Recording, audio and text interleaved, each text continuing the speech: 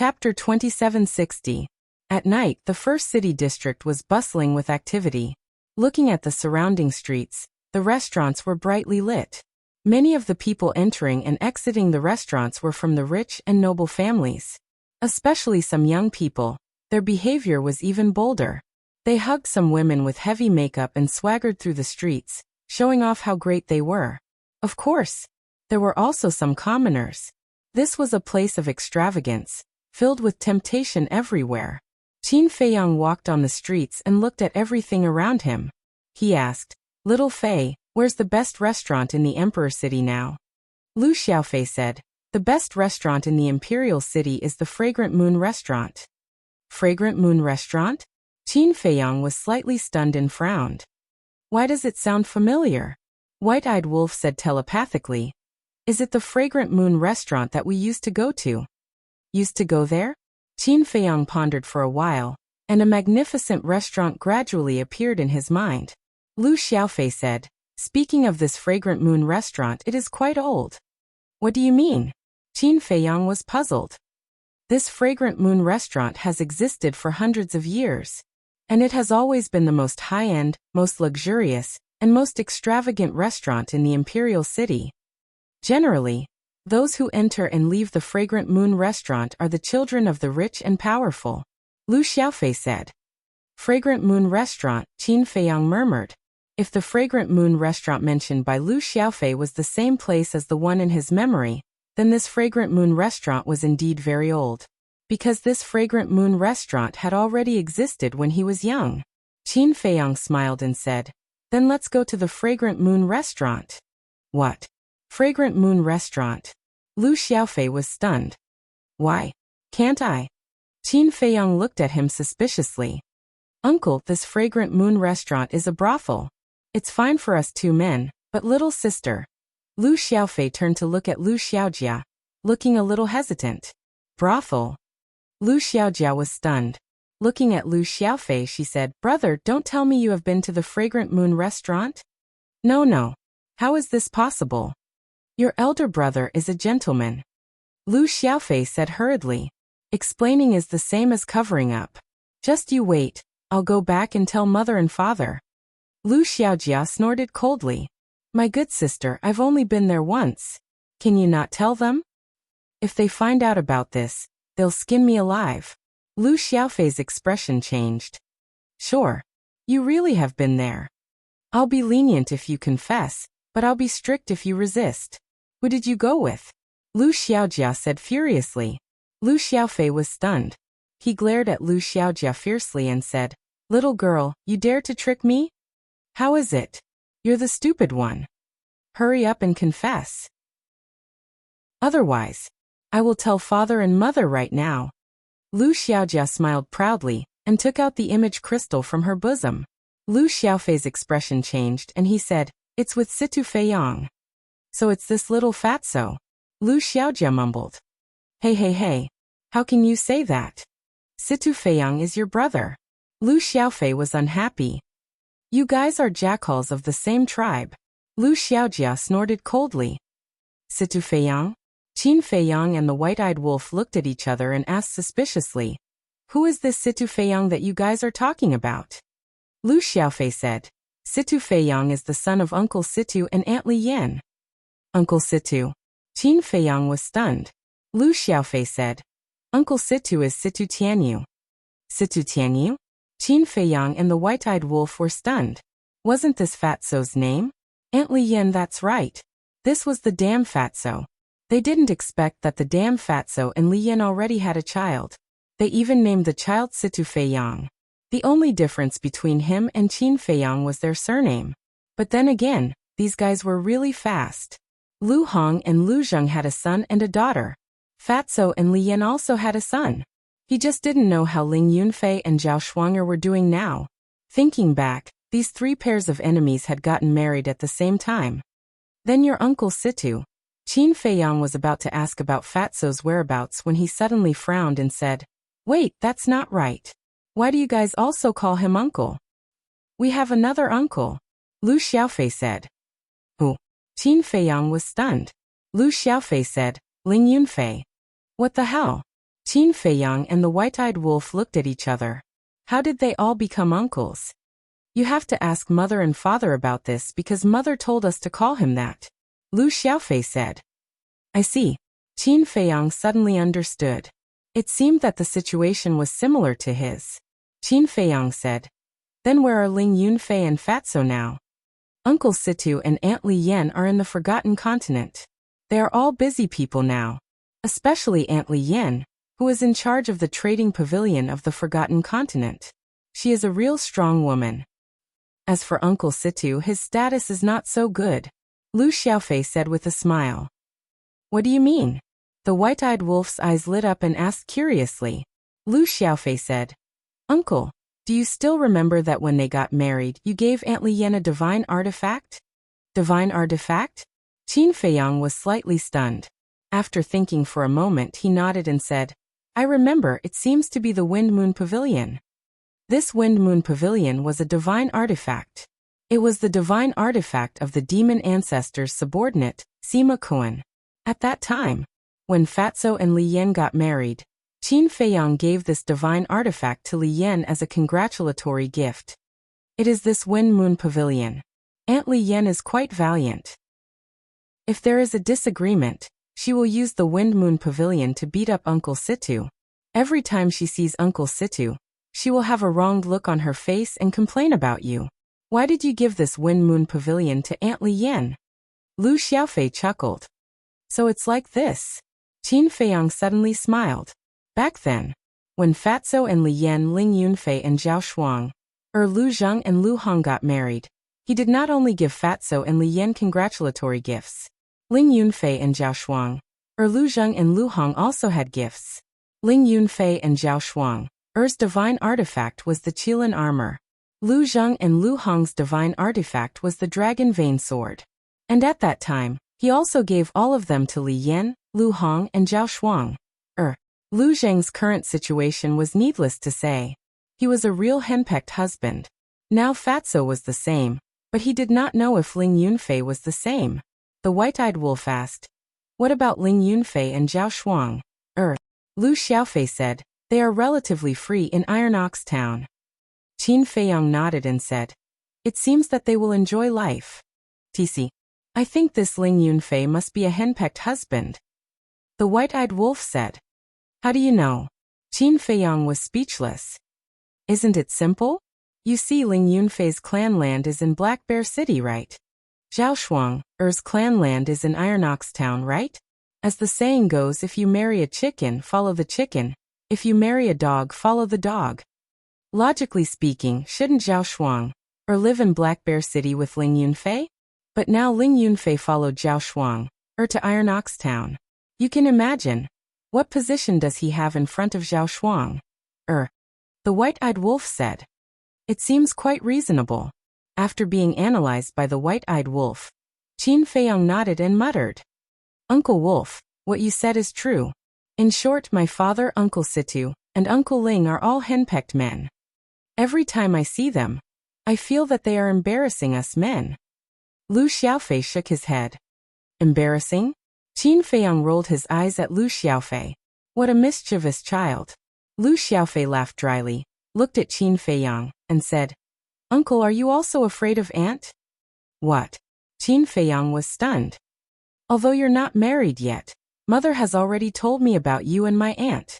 Since my father, Uncle Situ, and Uncle Ling are henpecked, then are you also afraid of her? After all, there is a saying that goes like this. Birds of a feather flock together. Lu Xiaofei laughed evilly. Are you looking for a beating? How can I be afraid of your aunt? Qin Feiyang's face darkened. Although you say you are not afraid, you must be very afraid in your heart. Lu Xiaofei laughed evilly. Kid, I find that you are really naughty. Qin Feiyang was helpless. At this time, Lu Xiaojia pointed to the front and said, Uncle, we have arrived at the Fragrant Moon restaurant. Is that so? Qin Feiyang raised his head to look, and saw a magnificent restaurant in front of him. This restaurant had a total of 50 floors. Gorgeous and magnificent. It is indeed the Fragrant Moon restaurant. Qin Feiyang whispered. After hundreds of years, it still hadn't disappeared. There were 2 waiters at the door, welcoming the guests warmly. Suddenly, the 2 of them found that Qin Feiyang and the others were standing motionless at the entrance. One of the waiters immediately stepped forward and shouted, "What are you looking at? Is this a place where you can afford to spend?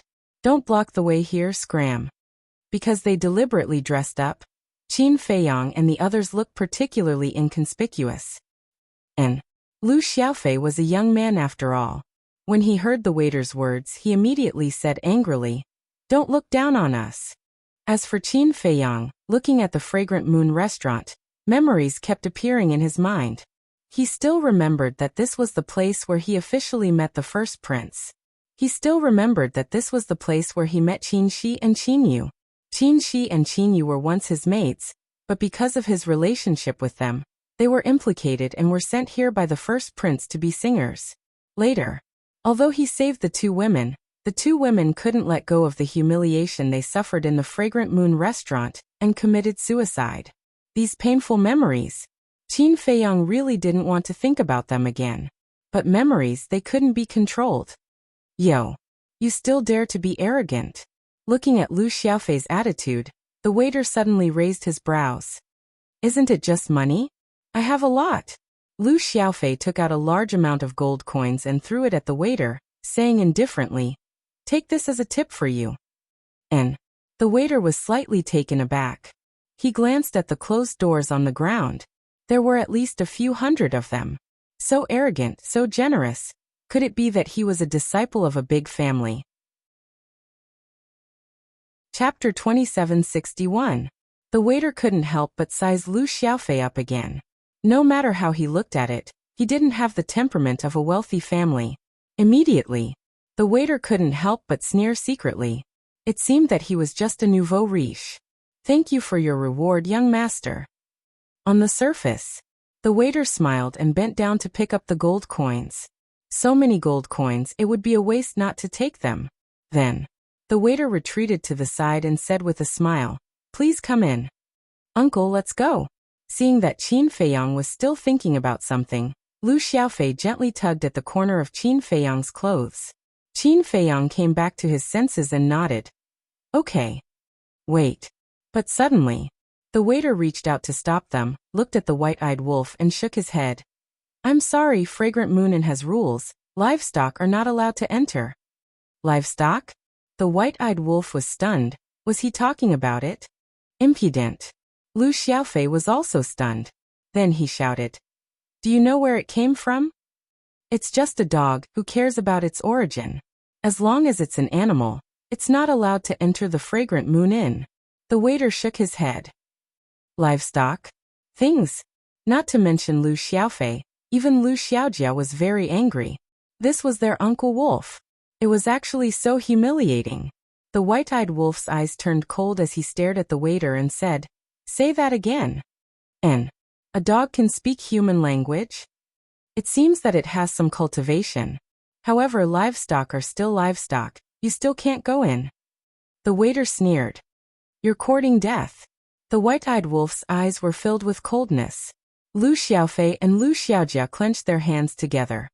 Back then, suddenly, a calm voice sounded. And the waiter, the white-eyed wolf, Lu Xiaofei, and Lu Xiaojia all turned to look at Qin Feiyang. At this moment, there were also many people surrounding them, watching the show. Back then I had always blamed Big Brother for the death of Qin Shi and Qin Yu, but I forgot about the accomplice of Fragrant Moon Inn. Qin Feiyang shook his head and sighed. The big brother he was referring to was naturally the first prince. Accomplice? What do you mean? Everyone was suspicious. Lu Xiaojia also asked suspiciously, "Uncle Wolf, what's wrong with Uncle?" White-eyed Wolf thought to himself. He must have recalled some painful memories. The Fragrant Moon brothel used to be the property of the first prince. After the first prince died, no one paid much attention to the Fragrant Moon brothel. And because of this, it continued until the end. To tell the truth, the Fragrant Moon brothel should thank Qin Feiyang. Otherwise, the Fragrant Moon brothel would have already become history. And now, a waiter actually dared to humiliate the white-eyed wolf? Wasn't he courting death? Let's wipe them out. Qin Feiyang sized up the fragrant moon inn and said calmly, "I was waiting for you to say that." The white-eyed wolf chuckled and swung its claws back. With a loud bang, the entire fragrant moon inn collapsed. What? The two waiters' expressions changed. The surrounding crowd was also horrified. Who is this? How dare he cause trouble in the first district? Bastard! How dare he disturb me from drinking? Who the hell is so bold? Do you want to die? Accompanied by angry shouts, a group of people ran out of the ruins with dusty faces. These people were all dressed in gorgeous clothes. Obviously, they were not ordinary people. It's them. The surrounding crowd pointed at Qin Feiyang and the others. Qin Feiyang glanced at those dusty people indifferently. Then he turned and left with the white-eyed wolf and Lu Xiaofei. "Stop!" One of the purple-clad young men shouted. Qin Feiyang said without looking back, "No matter who you are, you'd better not provoke me." The purple-clad young man was stunned. He was so angry that he laughed. He shook off the dust on his body and stepped in front of Qin Feiyang and the others. "Don't you understand human language?" The white-eyed wolf clawed back. The purple-clad young man was immediately sent flying and hit the ground, spitting blood from his mouth. Damn it! Is this big black dog going to defy the heavens? Why didn't he inquire about the other party's identity before making a move? The surrounding crowd was stunned. Identity? The white-eyed wolf sneered and said proudly. Not to mention these playboys, even if it's the princes and princesses in the palace, I dare to beat them. Crazy. How arrogant. The crowd was shocked. He even dared to beat the princes and princesses in the palace. Was he going to ascend to heaven? Lu Xiaofei stepped forward, glanced at the purple-clad young man, and said through voice transmission, "Uncle Wolf, this person's identity is really not simple." The white-eyed wolf was suspicious. Lu Xiaofei said with a smile, "He is the youngest son of Marquis Yang Xiaochuan." This was not said through voice transmission. The white-eyed wolf suddenly said, "It turns out that he is the son of a marquis. How dare you hit me?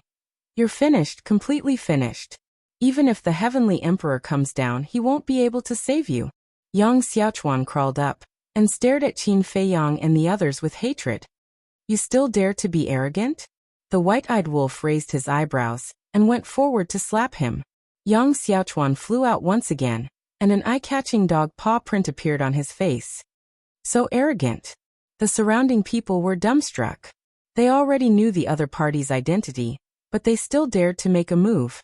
This was completely not putting the martial marquis government in their eyes. This Yang Xiaochuan is not only the son of a marquis, I also heard that he is very familiar with the 16th prince. What do you mean very familiar? That means they grew up together. The crowd whispered. 16th prince. Qin Feiyang was stunned. "Uncle, this 16th prince is called Qin Li, and is also your younger brother. According to seniority, I should also call him uncle, but I don't like him." Lu Xiaofei secretly said. "Why?" Qin Feiyang was puzzled. "He's a bit sinister. And I heard from Uncle Haotian that he's even forming a faction in the palace to fight for the throne." Lu Xiaofei transmitted. "Uncle Haotian?" Qin Feiyang was startled. Lu Xiaofei said, "Actually, Uncle Haotian is pretty good. When we were young, he took care of me and Xiaojia." "Is that so?" Qin Feiyang was surprised. "Yes. Although he's usually quiet, and every time he mentions you, he hates you to the bone. But to us, his relatives, there's really nothing to say. And Uncle Haotian himself said that he's not interested in the throne. His only goal is to surpass you and defeat you." Lu Xiaofei secretly said. "In that case, I didn't make a mistake back then. This throne, he really needs to be the one to inherit it." Qin Feiyang laughed. "I'm afraid it'll be difficult." Lu Xiaofei shook his head. "With your uncle here, there's nothing difficult." Qin Feiyang secretly laughed. "That's true." Lu Xiaofei nodded. His uncle was omnipotent. "How dare you?" Suddenly, a cold snort sounded out. Shwa. In the next moment, a young man wearing a golden python robe descended from the sky. Behind him, there were 6 black armored guards. Lu Xiaofei raised his head and sent a sound transmission. "Uncle, he is Qin Li." Qin Feiyang raised his head to size up Qin Li. His appearance was outstanding, his temperament was extraordinary, and his cultivation was not bad either. 9-star war sect. However, there was a trace of gloominess between his brows. Qin Feiyang then looked at the 6 black armored guards. Looking at the armor on the 6 of them, Qin Feiyang felt nostalgic. Because these 6 people were the Black Iron Army of the Imperial Palace. Their cultivation was all at the level of a 1-star war saint. Compared to the previous Black Iron Army, the quality had also improved by a lot. This was because the previous Black Iron Army were basically all War Emperor and War Master cultivators. Your Highness, it was them who destroyed the Fragrant Moon restaurant. A group of waiters from the restaurant ran to Qin Feiyang and the others and said angrily, From the looks of it, the Fragrant Moon restaurant is now Qin Li's property. Qin Feiyang was startled. It's Qin Li's property. Lu Xiaofei sent a sound transmission. Qin Feiyang said. Then it's not without reason that this Fragrant Moon restaurant has been able to exist until now. Your Highness, you're here. Yang Xiaochuan was also ecstatic. He hurriedly flew to Qin Li and said, Your Highness, look, what did they do to me? You have to uphold justice for me. Don't worry. Qin Li waved his hand and lowered his head to size up Qin Feiyang and the others. Their clothes were ordinary, their appearance was ordinary, and their temperament was also ordinary. It was obvious that they were just commoners. A mere commoner actually dared to destroy his property? Not to mention commoners, even the children of nobles would have to lie down in front of him. Qin Li asked, Do you know who I am? Yes. Great Qin's 16th prince. Qin Feiyang nodded. Qin Li said, Since you know, then you should also know what to do next. Qin Feiyang smiled faintly. Then you'll have to teach me. Impudent. You dare to be so arrogant in front of His Highness. Yang Xiaochuan shouted. Qin Feiyang glanced at Yang Xiaochuan indifferently, and then looked at Qin Li. Qin Li clenched his hands. This kind of neither servile nor overbearing gaze was really disgusting. He said, Dig out your own eyes and I'll let you go. Qin Feiyang was stunned. Digging out our own eyes, so vicious? Lu Xiaojia said discontentedly. Why should we dig out our own eyes? Because you have eyes but failed to recognize Mount Tai. You even dared to destroy this prince's property. What's the point of keeping your dog eyes? Qin Li shouted. Great Qin's prince is indeed awe-inspiring. Qin Feiyang smiled. It's all right. Anyway, it's not something that lowly commoners like you can compare to. Qin Li said proudly. Lowly commoners. Qin Feiyang muttered. You don't want to do it yourself? Qin Li raised his eyebrows and said, All right, I'll do it. Then Qin Li turned to look at the 6 invincible Black Army soldiers and said, Go dig out their eyes for me. Yes. The 6 of them respectfully responded and stepped in front of Qin Feiyang and the others. Their eyes were filled with cold light. Sigh. Qin Feiyang shook his head and sighed. He waved his hand and swept up the white-eyed wolf and Lu Xiaojia before disappearing without a trace. Where did they go? How did they disappear? The 6 invincible Black Army soldiers were shocked. They quickly scanned the crowd and found nothing.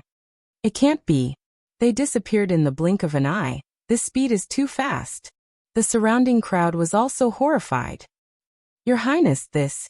Yang Xiaochuan was also stunned. He then turned to look at Qin Li. Find them. Issue an arrest warrant. Even if you have to flip the entire imperial city upside down, you have to find them.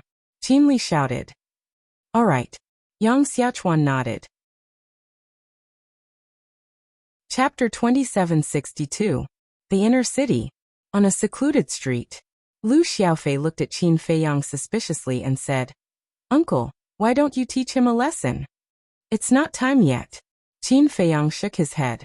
Lu Xiaofei asked, Then when is? Tomorrow morning. Before Lu Xiaofei finished, Qin Feiyang spoke. Tomorrow morning? Lu Xiaofei and Lu Xiaojia looked at each other. This uncle's thoughts were really unpredictable. Xiaofei, are you familiar with the Imperial Palace? Qin Feiyang suddenly stopped and asked. Of course. Not only am I familiar with the Imperial Palace, but I'm also familiar with the people in the Imperial Palace. Lu Xiaofei nodded. Qin Feiyang said, Then tell me, what kind of conduct do these younger brothers and sisters of mine have? This, Lu Xiaofei was a little hesitant. Just say it. Qin Feiyang smiled. Well, I'll be frank. Except for those princesses, all the princes are fighting openly and secretly. And all of this is nothing more than the throne in full strength. Lu Xiaofei said. Qin Feiyang frowned and said, Father and mother don't care about this kind of thing? Yes. Of course. But these people are one thing on the surface and another behind the scenes. Grandfather and grandmother can't do anything. Besides, these princes are like you, they're biological children. They can't bear to be strict with them. So, as long as they don't go too far, grandfather and grandmother will turn a blind eye. Lu Xiaofei said. How can this be? This situation is no different from when we were in the Great Qin. White-Eyed Wolf said. Yes. To put it bluntly, they have been pampered and have not experienced any hardships, so they have developed such selfish behavior. Qin Feiyang shook his head. Then how do you plan to solve it? White-Eyed Wolf asked. Just as Little Fei said, they are my blood brothers and sisters after all. I can't just kill them. Qin Feiyang sighed. Compared to the first prince and the others, it is indeed a little difficult to deal with. The White-Eyed Wolf nodded. Qin Feiyang then looked at Lu Xiaofei and asked, What about the various martial marquis? Qin Feiyang said, The various martial marquises also have their own camps. These people are still not being honest. Qin Feiyang shook his head. That's because you left. If you stayed in the imperial palace, would they dare to act rashly? White-Eyed Wolf's face was full of disdain. That's true. These martial marquis, every time they hear your name, uncle, it's like a mouse seeing a cat. Lu Xiaofei smiled. Qin Feiyang glanced at Lu Xiaofei, pondered for a moment, and said with a faint smile, All right, I already know how to deal with it. The next day, early morning, the civil and military officials gathered in the throne room for the daily morning assembly. Swish. A middle-aged man wearing a dragon robe and a dragon crown descended in front of the dragon throne. That's right. This person was the current emperor, Qin Feiyang's father. Greetings, Your Majesty. The civil and military officials immediately lined up and respectfully knelt on the ground. The emperor sat on the dragon throne and said lightly, Rise. Everyone stood up. The chief eunuch next to him shouted, If there's something to report, leave the assembly. Your Majesty, I have something to report. A middle-aged man immediately walked out. Young Wuho, what's the matter? The emperor said. Your Majesty, last night in the first district, a few criminals openly attacked and injured my son. And they threatened that they would even dare to beat up the princess and the prince. Young Wuho said angrily. What? They even dare to beat up the princess and the prince? Who is so bold? As soon as Yang Wuho said this, the civil and military officials suddenly became restless. Is there really such a thing? The emperor frowned. Yes. At that time the 16th prince was also there. Yang Wuho said. The emperor looked at the chief eunuch next to him and said, Call the 16th prince over. Yes. The chief eunuch responded respectfully. Then he disappeared in a flash. Soon. The chief eunuch took Qin Li back to the throne room. Qin Li knelt on the ground and said respectfully, This son greets father. Get up and talk. The emperor waved his hand. Thank you, father. Qin Li bowed and gave his thanks before standing up. The emperor said, I heard from Yang Wuho that someone beat his son last night? Yes. Those people are extremely arrogant and even threaten to beat us princes and princesses. This son has issued a warrant. I believe it won't be long before they are caught. Qin Li said. Warrant? The emperor was slightly stunned and frowned. Why didn't you ask me first for such a big thing like a warrant? Father, please calm down. This son was also afraid that they would run away, so I made the decision on my own. This son was also planning to report this matter to father after the morning assembly. Qin Li hurriedly said. The emperor said. Only I am qualified to issue a warrant for arrest in the Great Qin. Next time, don't act on your own. This son obeys the decree. Qin Li nodded and secretly heaved a sigh of relief.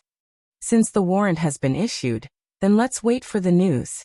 Is there anything else? If there's nothing else, then you can leave, the emperor said indifferently. I still have something to do. As soon as the emperor finished speaking, a calm voice suddenly sounded outside the hall. Everyone was stunned and hurriedly turned their heads to look.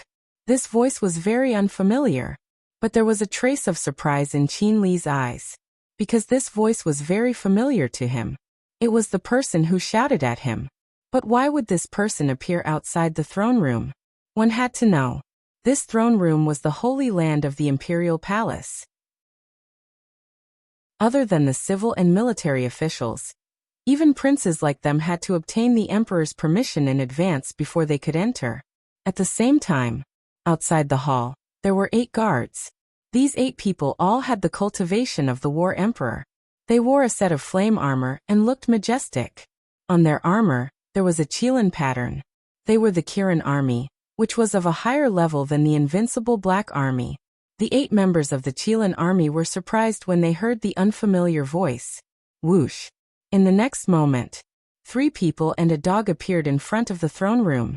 Who are you? How dare you trespass into the throne room? The 8 people immediately took out their weapons and pointed at the 3 people and the dog. The 3 people and the dog were naturally Qin Feiyang, the white-eyed wolf, and Lu Xiaofei. Qin Feiyang glanced at the 8 people indifferently and stepped into the throne room with the white-eyed wolf and Lu Xiaofei. So fast. The 8 people were shocked and quickly chased into the throne room. They shouted, "Those who trespass into the throne room die. Make them pout." Qin Feiyang glanced at the white-eyed wolf. The white-eyed wolf grinned and waved its paw.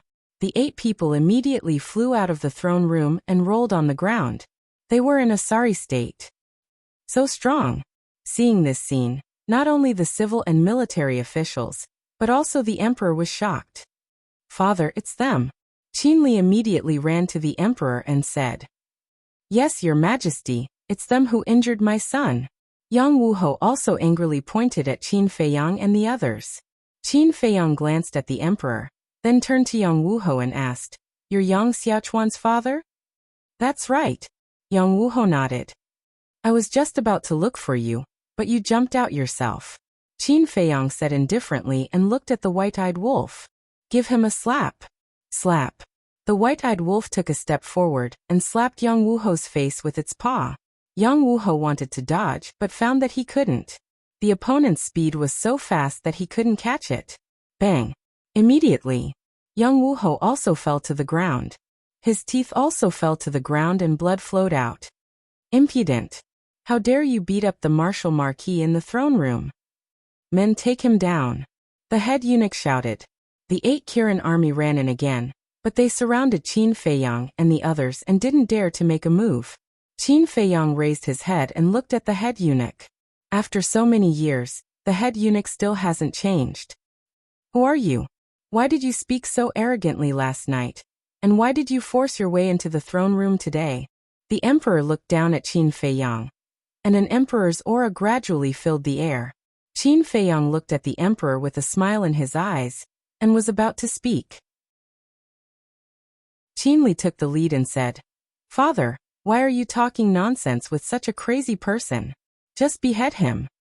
"Behead me?" Qin Feiyang was stunned. "Yes.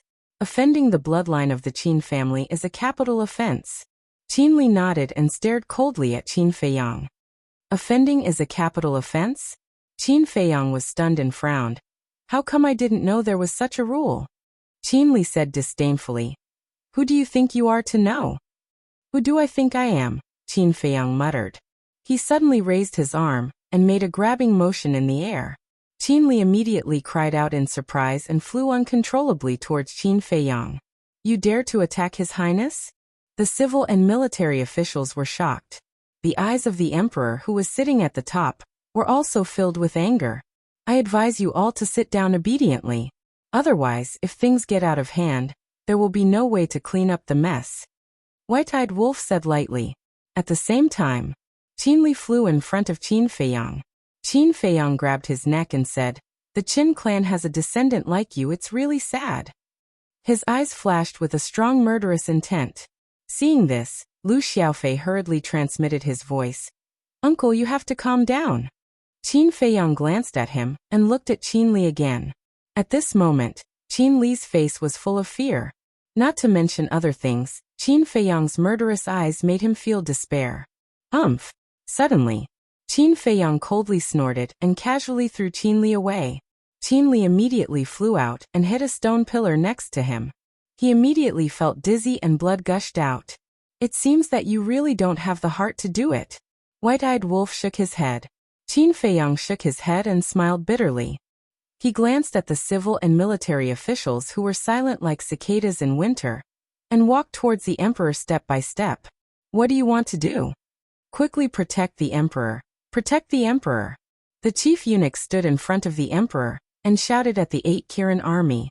Seeing this, the 8 Kirin army braced themselves and charged towards Qin Feiyang. However, they were sent flying by the white-eyed wolf's claw. Swish! Suddenly, a figure descended in front of the emperor. It was a middle-aged man who exuded an extremely powerful aura. Qin Feiyang was stunned. This figure, wasn't it Li Jian? Back then, Li Jian and Zhou Zheng followed Qin Feiyang together. But later, Zhou Zheng was killed. And during the battle with the demon ancestor, Li Jian also made a great contribution. Back then, when Qin Feiyang went to the ancient world, Li Jian chose to stay in the Great Qin. But he didn't expect this guy to stay in the imperial palace. And now, his cultivation is also at the early stage of War God. Chapter 2763. Qin Feiyang still had a deep impression of Li Jian, because the first person to comprehend the mysteries of becoming a god was Li Jian. Now that Li Jian stayed in the imperial palace, he was undoubtedly the guardian of the great Qin Empire. However, Qin Feiyang felt a little regretful about Zhou Zheng's death. It was not because Zhou Zheng was powerful, but because Zhou Zheng and Li Jian were good friends. The reason why Li Jian worked so hard was to avenge Zhou Zheng. Uncle Jian kill him. Whether it was the civil and military officials or the chief eunuch, they were all relieved when they saw Li Jian. Qin Li even immediately roared. The Qin clan is not something you can offend.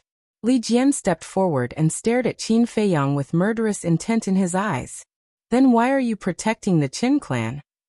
Qin Feiyang smiled faintly. Because of one person. Li Jian said. All right. Qin Feiyang nodded. Needless to say, the person Li Jian was talking about was him. In other words, it was because of him that Li Jian stayed in the Qin clan to protect the Qin clan. Boom. In the next moment, Li Jian slammed his palm toward Qin Feiyang, but he did not use his divine power. Because once he did, it would affect everyone in the imperial palace. Although your cultivation has improved a lot over the past few hundred years, you are still no match for me. Qin Feiyang shook his head, raised his arm, and pointed his index finger at Li Jian's palm. Immediately, Li Jian's arm stopped in midair, unable to move an inch. What? Li Jian's expression changed. He blocked his palm with a single finger? Furthermore, it had completely nullified the power of his palm strike. What kind of power was this? What kind of technique was this? The emperor and the others were also dumbfounded. As one of the guardians of the great Qin Empire, he could not even do anything to a single finger? How big was the gap between their strength? Don't be presumptuous. Suddenly, along with a shout, another 4 figures rushed into the throne room. Qin Feiyang and the white-eyed wolf looked over, and a smile flashed in their eyes. They were all old acquaintances. Actually, it was an old man. It was Elder Qin, whom he hadn't seen in a long time. This old man was the true protector of Great Qin, because he had always taken it upon himself to protect Great Qin. And whether it was in the past or now, that had never changed. Once, he went to the spiritual state alone, and fought against the mermaid clan. The other 3 people were the Qin Sheng trio, who had been living in seclusion in the back mountain. After a few hundred years, the 3 of them seemed to have been reborn, looking hale and hearty. All of this came from their cultivation bases. In the past, when they were nearing the end of their lifespans, they had always been in a state of self-sealing, which was why they looked old and senile. But now, they had all broken through to the initial stage of the War God realm, and their lifespans had been extended. Whether it was his body or his mind, he had become completely different from before. Great Qin's 5 guardian gods have all arrived. Brat, prepare to die. Yang Wuho stared at Qin Feiyang and roared. 5 guardian gods. Quite awe-inspiring. The white-eyed wolf chuckled. At the same time, Li Jian, Elder Qin, and Qin Sheng looked at each other and charged towards Qin Feiyang at the same time. Uncle Wolf. The Lu siblings were a little nervous. Of course, they knew the strength of Li Jian and the other 4. They were all the top experts of Great Qin. It seems that you still don't understand the difference between the 9th heaven realm and the war god realm. Not to mention the 5 of them, even if there were 10,000 of them, they would only be killed in an instant. The white-eyed wolf transmitted his voice. Even 10,000 of them can be killed in an instant? The siblings were shocked. Was the difference between the 9th heaven realm and the war god realm really so big? In the blink of an eye, Li Jian and the other 4 had already arrived in front of Qin Feiyang. The surrounding civil and military officials all thought that Qin Feiyang would dodge, or even escape. Especially Qin Li, whose face was full of a cold smile. But Qin Feiyang had no intention of dodging at all. He slowly raised his arm and pointed his finger. Li Jian defeated. Another finger lightly tapped forward, and old man Qin was defeated. Qin Sheng defeated. The other 2 were also defeated one after another. In front of Qin Feiyang, the 5 of them had no power to fight back at all. One must know. Qin Feiyang didn't even use 1/10,000th of his strength. Strong. The Lu siblings' hearts trembled. This was their uncle's strength. It was too powerful, simply invincible. Looking at the civil and military officials, the chief eunuch, Qin Li, everyone's eyes were wide open, full of disbelief. The 5 guardians were defeated so easily? The emperor's heart also sank. When did such a terrifying expert appear in the Great Qin? Needless to say, Li Jian and the other 4, having personally experienced Qin Feiyang's strength, they knew how terrifying Qin Feiyang's strength was. It was no exaggeration to say that if Qin Feiyang wanted to kill them, it would be as simple as crushing an ant. Greetings, senior. The 5 of them looked at each other and bowed together. Qin Feiyang shook his head and smiled. He also bowed and said, I can't accept this. Instead, I should thank you. Ha! The 5 of them were shocked. What did he mean? Thank you for protecting the Great Qin for me. Qin Feiyang bowed. What? The 5 of them looked at Qin Feiyang in surprise. The emperor, the chief eunuch, the civil and military officials, and Qin Li also looked at Qin Feiyang in confusion. Protect the Great Qin for him? This person must be stupid. Qin Feiyang took a deep breath, looked up at the emperor, and knelt on the ground with a plop. He said, Unfilial son Qin Feiyang greets father. What? Unfilial son Qin Feiyang. Then, isn't he? The eyes of the people in the hall suddenly trembled. In their minds, a figure appeared at the same time. Although hundreds of years had passed, the civil and military officials had not changed. After all, they were all cultivators. Although their cultivation was weaker, it was not a problem for them to live for thousands of years. Therefore, the people in the hall, except for Qin Li and Lu Xiaofei, had all witnessed the rise of Qin Feiyang with their own eyes. Naturally, they knew more about Qin Feiyang's means than Qin Li and Lu Xiaofei. Feiyang. The emperor's eyes also trembled slightly as he looked at Qin Feiyang. Qin Feiyang took out a facial restoration pill and put it in his mouth. Soon his true appearance was restored. Feiyang. The emperor's body suddenly stiffened. Li Jian and the other 5 also looked at Qin Feiyang's face in a daze. This face, subordinate Li Jian greets young lord. The next moment, Li Jian knelt on one knee, lowered his head, and said respectfully, Dada. Although her tone was sonorous and forceful, there were still drops of tears dripping onto the ground. Welcome back, your highness. Old Qin and the other 2 came back to their senses and knelt on one knee, crying tears of joy. Young lord. Your highness. The civil and military officials looked at Li Jian, Old Qin and the other 3 in shock. Qin Li did not know, but they knew that the young lord that Li Jian mentioned was only one person. Qin Feiyang. There was only one person who could make Old Qin, and the other 3 kneel on one knee and respectfully call him your highness. Qin Feiyang. Is it really him? The civil and military officials looked at Qin Feiyang's back and wanted to go forward to confirm, but no one dared to take a step forward. Qin Feiyang. At this moment, Qin Li was also in a state of confusion. He did not expect that this person was actually his biological brother. He could not help but panic in his heart. Although he was very unfamiliar with this big brother of his, he had heard rumors about this big brother of his since he was a child. The emperor also finally came back to his senses and hurriedly walked to Qin Feiyang, squatted on the ground, and looked at Qin Feiyang's face. It really was this child. He's back at this moment.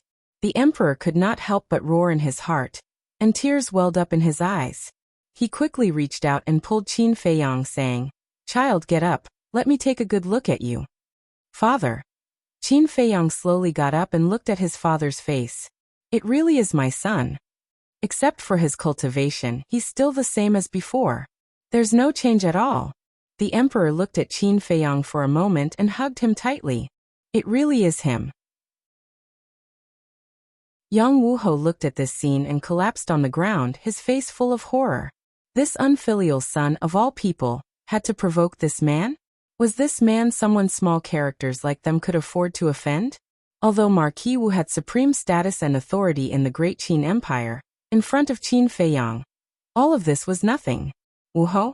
In front of this man, as long as he said a word, he would be instantly destroyed. Cough cough. The head eunuch looked at Qin Feiyang, walked to the front of the emperor, and said in a low voice, "Your Majesty, Wuho and the ministers are still here." Ah! The emperor was slightly stunned, looking at the civil and military officials below. He was so excited that he forgot about these people. "What are you all still doing here?" The emperor let go of Qin Feiyang and looked at the group of people with a frown. How insensible. Didn't you see the father and son reunion? Still standing there, ruining the atmosphere. Yes. We will take our leave." The civil and military officials also reacted, hurriedly bowed, and then turned to leave. "Wait." Qin Feiyang suddenly spoke. The civil and military officials' bodies stiffened, and they turned to face Qin Feiyang. Qin Feiyang also turned to look at the group of people. It's him. At that moment, everyone lowered their heads, silent like cicadas in winter. When Qin Li saw Qin Feiyang's face, his body trembled violently. He hurriedly stepped forward and said, "Qin Li greets." "Stop." Qin Feiyang waved his hand. Seeing this, Qin Li looked even more flustered. Qin Feiyang said, "I am not qualified to be your brother." "I'm sorry." Qin Li hurriedly lowered his head, his face pale. The emperor looked at Qin Li, looked at Qin Feiyang and said, "Feiyang, this should be just a misunderstanding." "Father, yesterday morning, I had already returned to the imperial city, but do you know why I did not return to the imperial palace immediately?" Qin Feiyang said. "Why?" The emperor was suspicious. Qin Feiyang was about to speak, but seeing Li Jian and the others still kneeling on the ground, he smiled and said, "Get up quickly." "Yes." The 5 of them responded, got up, and looked at Qin Feiyang, their faces full of smiles. "I have to deal with some things first, we can catch up later," Qin Feiyang said with a smile. "Go ahead." Old Qin smiled slightly. Qin Feiyang looked at the emperor and said, "I did not return to the imperial palace immediately. I just wanted to see how the great Qin Empire has changed after hundreds of years. Is it as good as I imagined?" The emperor nodded in realization and asked, "What's the result?" Chapter 2764. In the end, Qin Feiyang murmured. He looked down at the officials and shouted, "In the end, I am very disappointed." The officials, who had always been high and mighty, did not even dare to breathe loudly at this moment.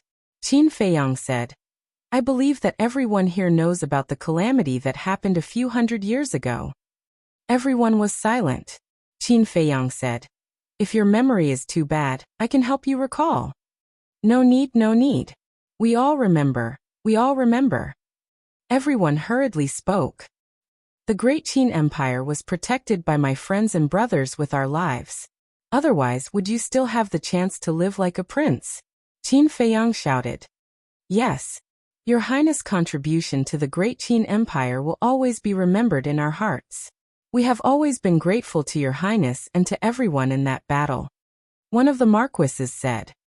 Do I look like an idiot to you? Qin Feiyang looked at that marquis. Your Highness, please forgive us. That marquis quickly knelt on the ground. If you were truly grateful, would you have secretly formed factions? If you were truly grateful, would you have helped the princes fight for fame and fortune? This is how you repay me? Qin Feiyang shouted. Plop. Upon hearing these words, all of the officials fell to their knees in fear. Qin Feiyang looked at Qin Li and shouted, And you kneel. Qin Li's gaze trembled, and he could not help but look at the emperor. The emperor looked at Qin Li and sighed inwardly.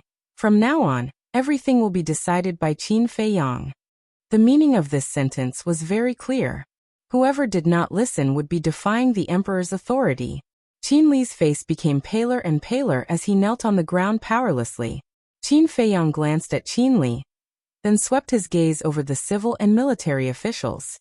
I originally thought that after that calamity, the people of the Great Qin Empire would put aside their selfish desires and truly unite. But now it seems that I was really wrong. How long has it been since the calamity? I think it's only been a few hundred years. He can't help but start stirring up trouble again. Other than Elder Qin and the others, no one else is qualified to say the word gratitude. Because they are the ones who are truly selflessly contributing to Great Qin. And you so-called marquises and ministers are a bunch of vermin of my Great Qin. With you here, Great Qin will fall sooner or later. Qin Feiyang snorted coldly. The civil and military officials trembled in fear. What was His Highness planning to do? Qin Feiyang looked around at everyone and said, Therefore I declare that from today onwards all martial marquis positions will be abolished. What? All the martial lords suddenly raised their heads, looking at Qin Feiyang. The Emperor Old Qin, Qin Feiyang, and Lu Xiaofei and his sister all looked at Qin Feiyang in surprise. Depose Wu Ho. This was something that had never happened in the history of the Great Qin dynasty. This was because the titles of the marquises were personally conferred by the previous emperor, and were passed down from generation to generation. Dethroning a marquis was tantamount to going against the previous emperor's imperial edict. I know you must want to use your ancestors to pressure me. But I'm sorry, my ancestors are still alive, and this time when I return, I will report this matter to my ancestors. Qin Feiyang said lightly. What? The previous emperor is still alive. Everyone was shocked. Feiyang, is this true? The emperor, Old Qin, and Qin Feiyang immediately asked. Yes. Qin Feiyang nodded. Still alive. The emperor and the others couldn't calm down for a long time. Your Majesty. Don't believe it, after all, this is only His Highness's side of the story. Let's talk about it later. The Great Qin Empire was built together with the ancestors of the various martial marquises and the previous emperor. It is also because of this that the previous emperor personally conferred the title of marquis, in order to take care of us, the descendants of meritorious officials. Your Majesty, we are all descendants of meritorious officials. We can't let people be disappointed. All the marquises looked at the emperor and cried out. The emperor frowned, looked at Qin Feiyang and said, Feiyang, this is indeed a lack of consideration. Father, if you don't make a decision, you will suffer. Do you want the next Zhuge family to appear? Qin Feiyang said. As soon as he heard the Zhuge family, a trace of killing intent flashed in the emperor's eyes. Qin Feiyang looked at the marquises and said, If you can play your part and live like a prince, why would I treat you like this? But unfortunately, you don't know how to appreciate kindness. The ancestors did indeed give you the title of marquis to take care of you, the descendants of meritorious officials. But what about you? All these years, what have you done? Relying on the death exemption token given to you by the ancestors, you took bribes, perverted the law, and connived with your descendants to bully men and women. What qualifications do you have to continue to be the marquises of the Great Qin dynasty? As for what can't let people be disappointed, that's ridiculous. The Great Qin dynasty has protected you for more than 10,000 years. No matter how big the favor is, no matter how big the contribution, it should be paid off. Don't tell me, we have to protect you for hundreds of thousands of years, or even millions of years. I believe that even your ancestors will agree with my decision when they see what you are doing now. Dethroning the marquis position is not negotiable. Chief, draft the decree immediately. Qin Feiyang shouted. The chief eunuch looked at the emperor. The emperor took a deep breath, returned to the dragon throne, and said indifferently, "Do it." "Yes," the chief eunuch respectfully replied. "Your Majesty, you can't." The marquises were burning with anxiety. If they were really dethroned from their marquis position, then what difference would there be between them and the ordinary people below? Then all the glory, all the power, they would no longer exist. We have said that we will listen to Qin Feiyang. What he said is the imperial edict. The emperor said expressionlessly, Your Highness, we won't dare to do it again. In the future, we will be down to earth and dutiful. Please give us another chance." The marquises looked at Qin Feiyang again, begging with snot and tears. "To tell you the truth, back then, I had the idea of dethroning the marquis position. It was because your ancestors were all heroes of the founding of the country that I let you go. But I didn't expect that you still don't repent." "What? You all want to control the government? Then do you want me to give the great Qin to you?" Qin Feiyang said. We don't dare. Your Highness, this is the last time, I beg you. We promise that in the future, we will know our place and not participate in any prince's disputes. The group of people cried out in despair. Qin Feiyang turned a deaf ear, turned to the chief eunuch and said, "Is it done?" Yes. The chief eunuch nodded his head repeatedly, holding the golden imperial edict. He walked in front of Qin Feiyang. Qin Feiyang glanced at it and said, "Read it to them." "Yes," the chief eunuch respectfully replied, lowering his head to look at the imperial edict.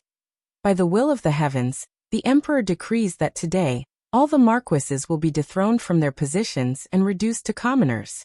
If there are any rebels, those who disobey will be exterminated." The moment the imperial edict came out, all the marquises collapsed to the ground. Gone. Everything was gone. Qin Feiyang swept his gaze across the group of people, and said indifferently, "Of course, my great Qin is not someone who does not care about old friendships. Although you are no longer marquis, you can stay in the imperial capital, but, at this point..." Qin Feiyang changed the topic. With a monstrous killing intent, he said, "If because of resentment, you secretly cause trouble and destroy my great Qin, then don't blame me, Qin Feiyang, for being merciless." Qin Feiyang waved his hand, and a wave of divine power appeared, pouncing towards Marquis Yang. Ah! With a mournful scream, Marquis Yang died without a corpse. Seeing this scene, everyone was scared out of their wits, especially Qin Li, who knelt on the ground, trembling. Was this Qin Feiyang's method? As soon as he came back, he dethroned all the marquis and even killed Marquis Yang in front of everyone. "Li Jian!" Qin Feiyang looked around and shouted again. "Your subordinate is here." Li Jian walked in front of Qin Feiyang and bowed. Qin Feiyang waved his hand, and a golden sword appeared and said, "This is a legendary level artifact. I will now officially bestow upon it the name of the dragon-slaying sword." Legendary level artifact? Li Jian, Old Man Qin and the others were startled. What level of artifact was this? Was it very strong? "Now, I will give you the dragon-slaying sword. Remember, the dragon-slaying sword represents me, beheading the incapable ruler, beheading the rebellious minister," Qin Feiyang said. "Subordinate accepts the order." Li Jian took the dragon-slaying sword. "As my friend, as the guardian of my great Qin, you must help me protect the great Qin's mountains and rivers. If you discover that a minister has the intention to rebel in the future, or if you discover that some princes are secretly colluding with the various marquis, kill them all without mercy." Qin Feiyang glanced at Qin Li and said, "Yes." Li Jian also looked at Qin Li and nodded heavily, his entire body emitting a sharp aura.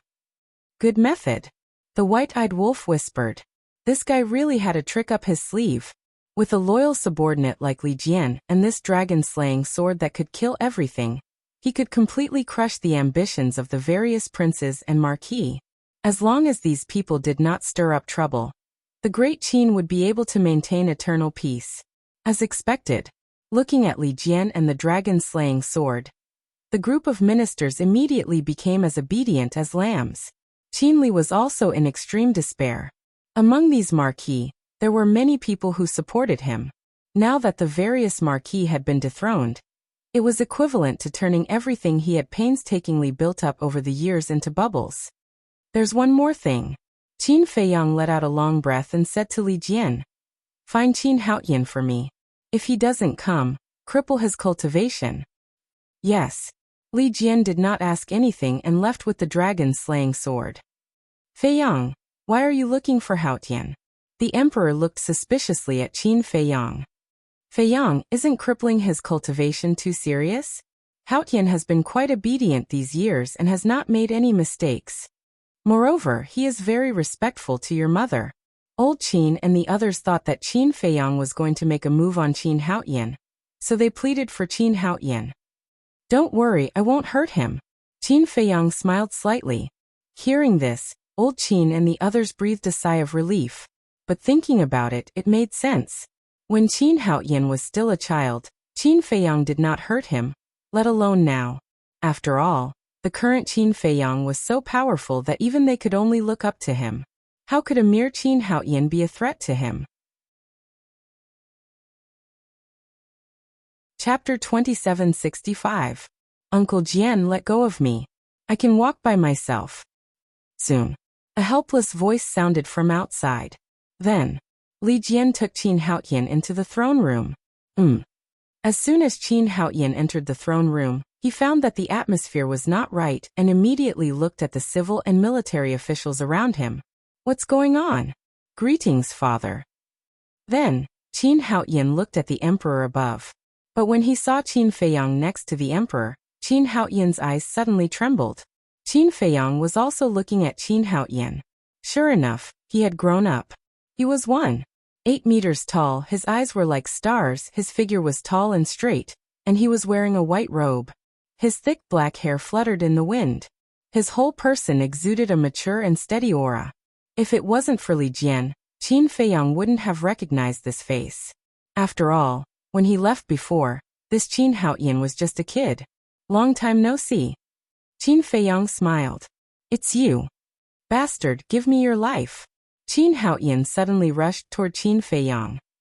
"I know you hate me, but you don't have to pounce on me as soon as we meet." Qin Feiyang smiled faintly. A wisp of divine power emerged and turned into a light curtain, blocking in front of him. Qin Haoyan could no longer take half a step closer. "I want to fight with you." Qin Haoyan punched at the light, but there was no reaction at all. He then roared. "You were not qualified when you were young, and now you are even less qualified." Qin Feiyang shook his head. "I don't accept it." Qin Haoyan roared. "What can you do if you don't accept it?" Qin Feiyang smiled faintly. "Humph. I will surpass you sooner or later. Because I have also reached ancestral awakening." Qin Haoyan snorted and had to give up helplessly. He couldn't even use a wisp of divine power. How could he fight Qin Feiyang? "Okay, I'm looking forward to it." Qin Feiyang nodded. "Humph." Qin Haoyan turned around and left. "Wait." Qin Feiyang said. "What?" Qin Haoyan stopped and asked without turning his head. "Of course not. I don't think you're that weak." Qin Feiyang said lightly. "It's good that you know. I'm stronger than you think." Qin Haoyan said. Qin Feiyang said, "If that's the case, then accept the decree." "Receive the edict?" Qin Haoyan was stunned. He turned around and looked suspiciously at Qin Feiyang. Qin Feiyang said, "From now on you are the crown prince of the great Qin, the future emperor." "What?" Qin Haoyan's expression froze. The gaze of Qin Li, who was kneeling at the side, also slightly trembled. The emperor, Qin Feiyang, Elder Qin and Qin Sheng, as well as those ministers, all looked at Qin Feiyang in astonishment. Crown Prince was conferred just like that? And it was the White Sky Prince who was conferred the title? Who didn't know that the White Sky Prince had a grudge against Qin Feiyang? This Qin Feiyang was too generous. He actually gave the throne to the White Sky Prince just like that. Qin Haotian looked at the emperor and asked suspiciously, "Father, is this your idea?" The emperor came back to his senses and transmitted his voice. "Fei Yang, you know your father's thoughts. In your father's heart, you are the most suitable successor to the throne. It is also because of this that I have not conferred Haotian as the crown prince. But father, you also know what I think. My ambition lies elsewhere," Qin Feiyang secretly said. The emperor sighed secretly and said helplessly, "Then do as you wish." Qin Feiyang looked at Qin Haotian and said, "Why aren't you accepting the order?" "Do I have to accept the order just because you want me to? Give you so much face. Besides, I'm not interested. Find someone else. Doesn't Qin Li want it very much? Just give it to him." Qin Haotian said. "Give it to me?" Qin Li, who was kneeling on the ground, was stunned. Then he raised his head and looked at Qin Feiyang expectantly. Qin Feiyang glanced at Qin Li and said to Qin Haotian, "He's not suitable." "How am I not suitable?" Qin Li said angrily. Qin Feiyang said, "If I say you're not suitable, then you're not suitable. Aren't you looking down on me? You're my big brother. We're brothers. As for Qin Haotian, he's just..." Qin Li said angrily. "Shut up." Without waiting for Qin Li to finish, Qin Feiyang shouted coldly. At the same time, Qin Haotian also looked at Qin Li, a cold light flashing in his eyes. Qin Feiyang said, "Are you trying to say that Qin Haotian is not born from the same mother as us?" "That's how it is." Qin Li snorted coldly. The emperor was also furious when he heard this and shouted, "You still dare to say it?" Qin Li lowered his head, feeling wronged. It was the truth. Why couldn't he say it? "Haotian, don't think too much. Whether it's Feiyang or you, you're all my children." The emperor looked at Qin Haotian and smiled. "It doesn't matter." Qin Haotian shrugged and said indifferently, "If there's nothing else, I'll take my leave first." "Since you've received the decree, then take your leave," Qin Feiyang said. Qin Haotian said angrily, "I said I'm not interested. Don't you understand?" Qin Feiyang said, "Then I'm not interested either. What should I do?" "How would I know? If it really doesn't work, just go to the street and pull someone over. I believe they'll be happy to inherit the throne." Qin Haotian said angrily, "You're getting more and more outrageous, aren't you?" The emperor's face darkened. "Go to the street and pull someone over? Is this what a prince should say?" His heart was also full of helplessness. Qin Feiyang, whom he admired the most, had no interest in the throne at all. Fine then. He'll pass the throne to Haotian. After all, Qin Haotian's bloodline power had also returned to its ancestral state, and his temperament was not bad. In the end, even Qin Haotian was not interested. What was going on? Why was the throne, which was supreme in the eyes of others, so worthless in the eyes of these two children? No, that was simply disdain. Qin Feiyang looked at Qin Haotian and said, "So you're just determined not to take the throne?" "Yes." Qin Haotian nodded. "Come with me." Qin Feiyang took a step forward and landed at the entrance of the throne room. He spoke without turning his head and walked towards a corner at the side. Qin Haotian looked at Qin Feiyang's back and hesitated for a while, but in the end he still followed. "Do you know why I made you the crown prince of Great Qin now?" Qin Feiyang turned to look at Qin Haotian and said, "No matter why, I'm not interested." Qin Haotian shook his head. "What about father? Aren't you just concerned about him?" Qin Feiyang asked. "What do you mean by that? Me becoming the crown prince doesn't seem to have a direct relationship with my concern for father, right?" Jiang Haotian frowned. "Wrong. Don't you see the current situation clearly? Take Qin Li for example. He's eyeing the throne covetously. If we continue to destroy his thoughts, who knows what crazy things he'll do? Perhaps in the end, he'll end up like the first prince, the state teacher, and Zhuge Mingyang. Say, if it really comes to that, who do you think will be the most upset about it? Father, of course." Qin Feiyang sighed. Qin Haotian frowned and said, "Aren't you back now? It seems that you're more intimidating than me."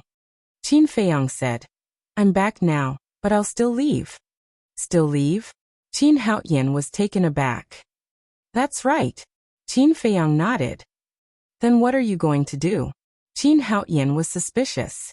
What I'm going to do is more important than protecting Great Qin. And it's hard to predict whether I'll live or die. It's very likely that this will be the last time we meet. Qin Feiyong smiled faintly. It's better to die outside. Qin Haoyan snorted coldly. Fine, I'll try to fulfill your wish and try to die outside. Qin Feiyong smiled. Hearing this, Qin Haoyan couldn't help but laugh. That's right. You should smile more often, don't keep a straight face all day. Qin Feiyong said. Who's smiling with you? Qin Haoyan snorted coldly. Qin Feiyong shook his head and smiled, saying, You're the third person to awaken the purple gold dragon blood other than me and my ancestors. I believe you have the ability to protect Great Qin. I'm really not interested. Qin Haoyan's face was full of helplessness. I'm not letting you inherit the throne immediately. I'm just letting you be the crown prince first and cut off the thoughts of others. In the future, if you feel that there's someone more suitable and reliable than you can give it to him. I really don't want Qin Li and the others to continue causing trouble like this. Not only will it destroy the relationship between brothers, but it will also directly affect the foundation and fate of Great Qin. After all, Great Qin is not only the blood and sweat of my ancestors, but also something I want to protect. Qin Feiyong said. Qin Haoyan was silent. Qin Feiyong thought for a while and said, How about this? If you agree to be the crown prince, I'll also agree to one of your requests. Request? Qin Haoyan was stunned. He looked up at Qin Feiyong and asked, Any request? Qin Feiyong nodded. Qin Haoyan said, Aren't you afraid that I'll let you die? Qin Feiyong said, I believe you won't make such a request. I didn't expect that the person who understands me the most would be you, an enemy I haven't seen for hundreds of years. Qin Haoyan coldly snorted. Qin Feiyong said with a faint smile, Whether it's an enemy or a brother, it's all for Great Qin. Fine. If you agree to fight with me, I'll agree to be the crown prince. Qin Haoyan thought for a while and nodded. Fight with me? Qin Feiyong was stunned. This kid must be dreaming. Do you think I'm stupid? Of course, you'll suppress your cultivation and fight with me fairly. Qin Haoyan said. A fair fight? Qin Feiyong murmured. What? You don't dare? Qin Haoyan sneered. Qin Feiyong shook his head and said with a faint smile. Your request made me involuntarily recall the battle with my father back then. I've heard of that battle. In the end, you won, so I'll definitely be able to defeat you now. The new generation excels the old. Qin Haoyan clenched his hands and said firmly. You're so confident? Qin Feiyong was stunned. He looked at Qin Haoyan for a while and nodded. All right, I agree. You can choose the time. Okay. When the time comes, I'll come find you. After Qin Haoyan finished speaking, he turned around and walked towards the throne room. After taking a few steps, he turned back to look at Qin Feiyong and said, Remember, I agreed to become crown prince not for you, but for father. As long as you agree, anything is fine. Qin Feiyong smiled faintly, and also walked toward the throne room. A simple conversation was enough for him to get to know this little brother he hadn't seen for hundreds of years. Apart from his hatred for him, everything else was good. He would definitely be a wise ruler in the future. Chapter 2766. Inside the palace. The emperor sat on the dragon throne with a smile on his face. Regardless of whether Qin Feiyong wanted to leave or not, he was very happy that this child could come back. Li Jian, old Qin, and Qin Sheng were also beaming with joy. For Qin Li, this was a very inconceivable thing, because after being together for so long, this was the first time he saw them laughing so happily. But Qin Li, the ministers below, and the dethroned marquises didn't look so good. Especially Qin Li and the marquises. For those ministers, at most, they were afraid of Qin Feiyong. But Qin Li was different from the marquises. The marquises were dethroned, and their status and power were no longer there, and they were reduced to ordinary people. For them, this was undoubtedly a disaster. And Qin Li had ambition in his stomach. If Qin Haoyan really agreed to be the crown prince of Great Qin, it would be tantamount to completely destroying all his hopes. Because Qin Haoyan himself was very outstanding, and was the most capable and the strongest among all the current princes. Of course, this didn't include Qin Feiyang.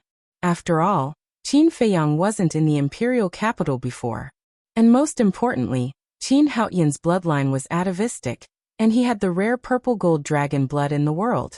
No matter how one looked at it, Qin Li didn't have the qualifications to compete with Qin Haoyan.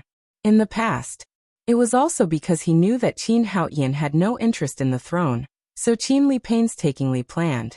But if the ancestor, Qin Haoyan, changed his mind, then he really couldn't do anything. Especially behind Qin Haoyan, there was Qin Feiyang, this terrifying existence. Although they were blood brothers, Qin Feiyang's power in the palace left an indelible shadow in Qin Li's heart. Dethroning a marquis, killing Marquis Yang in public, and bestowing Li Jian the dragon-slaying sword, beheading incapable rulers and rebellious ministers. These things in Qin Feiyang's eyes were just small things. But in Qin Li's eyes, each of them was an earth-shattering event. Da-da. Accompanied by a series of footsteps, Qin Haoyan and Qin Feiyang returned to the Golden Wan Palace one after another. Whoosh! Immediately, everyone looked at the two of them. Qin Feiyang walked to the emperor's side and glanced at the officials below. He looked at Qin Haoyan and said with a smile, "Receive the decree." Qin Haoyan took a deep breath and knelt in the center of the hall. He looked at the emperor and said, "This son accepts the decree." The emperor was stunned. Agreed? It's over. It's completely over. Qin Li, who was kneeling on the ground, immediately collapsed when he heard Qin Haoyan's words. His last hope was dashed. The emperor sent his voice. "Feiyang, what did you say to him?" "It's nothing much. I'm just trying to persuade them with reason, and move them with emotion." Qin Feiyang snickered. "All right. Although it wasn't you in the end, I finally fulfilled one of my worries." The emperor nodded and looked at Qin Haoyan. "Get up." "Thank you, father." Qin Haoyan got up. The emperor turned to look at the chief eunuch and ordered, "Write a decree immediately and announce it to the world." "Yes." The chief eunuch nodded respectfully. The emperor then looked at the various martial marquises and said, "You have 3 days to move out of the inner city." "Your Majesty." The group of martial marquises still didn't give up. They looked at the emperor pitifully, hoping that the emperor could give them a way out. The emperor does not joke. Since the decree has been issued, there is no possibility of taking it back. However, I am also a person who cares about old friendships. I am in the first city district. I will grant each of you a mansion for you to enjoy the rest of your life. After the emperor finished speaking, he looked at the chief eunuch and said, "You take care of this matter." "As you wish." The chief eunuch nodded. Then, the emperor looked around and waved his hand. "Court is dismissed." "Court is dismissed," the chief eunuch exclaimed. "This humble subject will take his leave." The officials bowed and quickly left. It was as if they were afraid that Qin Feiyang would kill them. The various martial marquises also left with ashen faces. What should they do if they don't leave? If they continued to pester them, they would only anger Qin Feiyang. If Qin Feiyang was angry, he would massacre everyone. This kind of price was not something they could bear. "Qin Li, you also get up." The emperor looked at Qin Li again. "Thank you, father." Qin Li said gratefully, and was about to get up. "Wait," Qin Feiyang said. Qin Li's body stiffened. The emperor's expression was also slightly stunned. He said in a low voice, "Feiyang, he is your younger brother after all." "I know. If he wasn't my younger brother, I would have killed him last night," Qin Feiyang said. When Qin Li heard this, he couldn't help but feel his scalp go numb. Qin Feiyang looked at Qin Li and said indifferently, "Do you still remember what you said last night? In any case, it's not something you lowly people can compare to. In your eyes, are the people of Great Qin all lowly people?" Qin Li hurriedly said. Qin Feiyang said, "Don't tell me, it was just a slip of the tongue." "It was a slip of the tongue," Qin Li hurriedly said. "There's a saying that has been passed down since ancient times. Water can carry a boat, but it can also capsize it. If Great Qin is compared to a boat, then the millions of people are the water. And it's a torrent. They can make Great Qin float on the water, but they can also make Great Qin sink to the bottom. The people are the foundation of a country. As a prince of Great Qin, don't you know such a simple principle? Qin Feiyang said angrily. I'm sorry. Qin Li knelt there, trembling. If sorry is useful, then what's the use of national laws and family rules? From now on, you will experience the life of a lowly person for me. Li Jian, Qin Feiyang said. This subordinate is here. Li Jian stepped forward. Send him to the 9 great provinces. He is not allowed to return to the imperial capital for 5 years. No one is allowed to help him in secret, and he is not allowed to take anything from the imperial palace. Qin Feiyang shouted. What? Qin Li's body and mind trembled. Yes. Li Jian nodded and walked in front of Qin Li, saying, Let's go. Uncle Jian, don't. Qin Li shook his head. Li Jian did not waste words.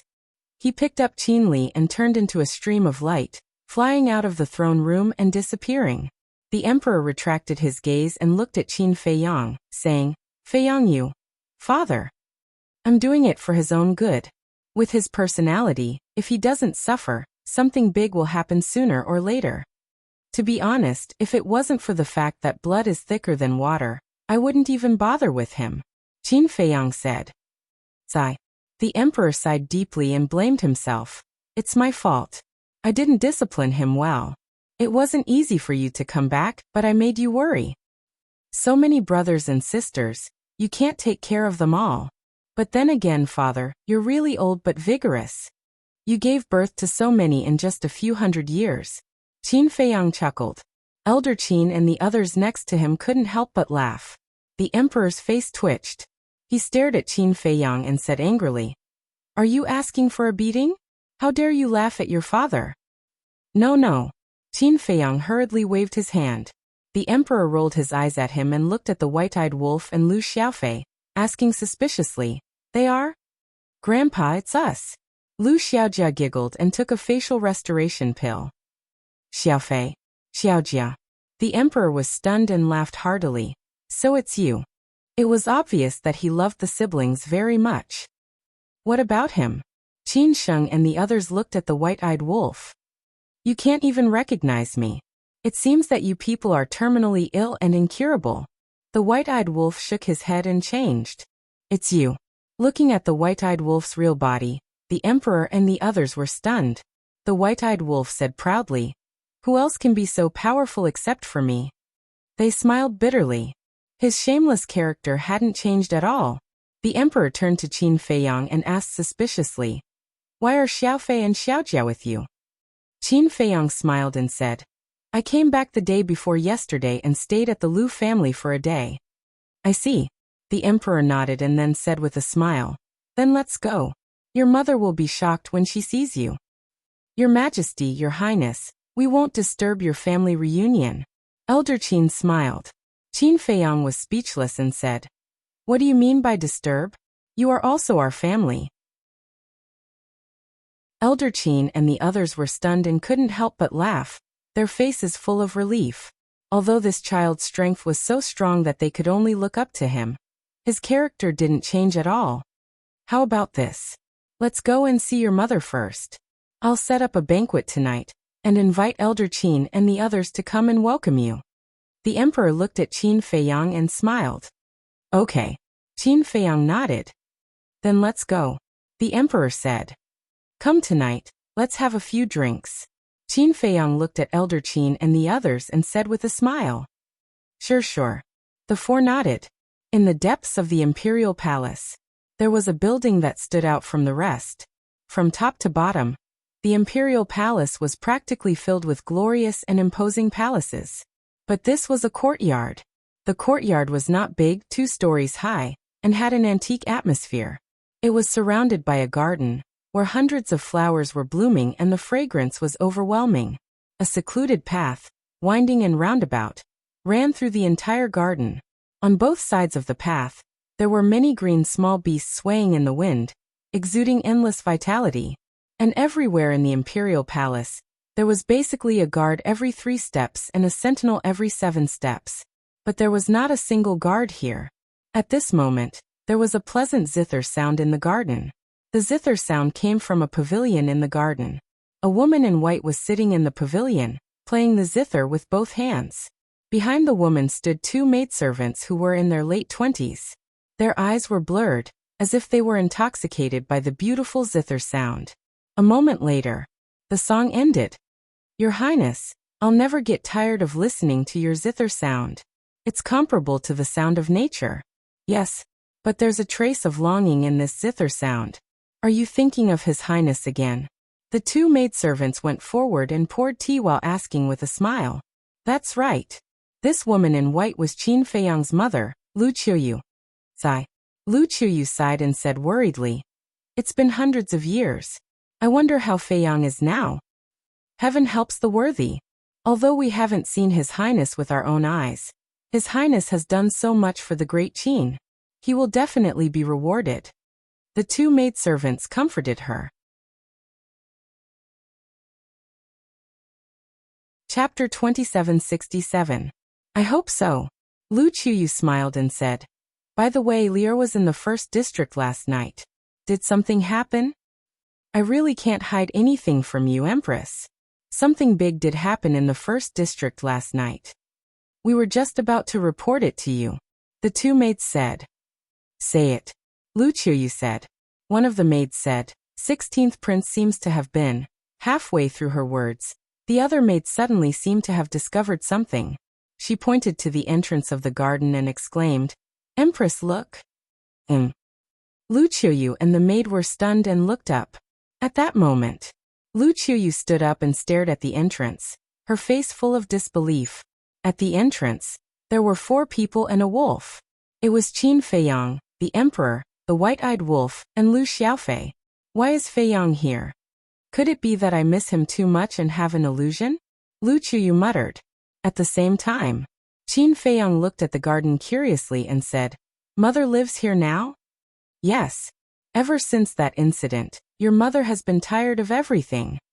So father personally built this courtyard for your mother in the depths of the imperial palace. This place is also named after your mother. Autumn Rain Pavilion. The emperor smiled. Qin Feiyang nodded and said, Autumn Rain Pavilion is quite good. What about you, father? Nonsense. Your mother and I are husband and wife. We definitely live together. The emperor rolled his eyes at Qin Feiyang. Qin Feiyang asked, what about the other concubines? What's wrong with you, child? Making fun of your father? The emperor said angrily. This is the truth.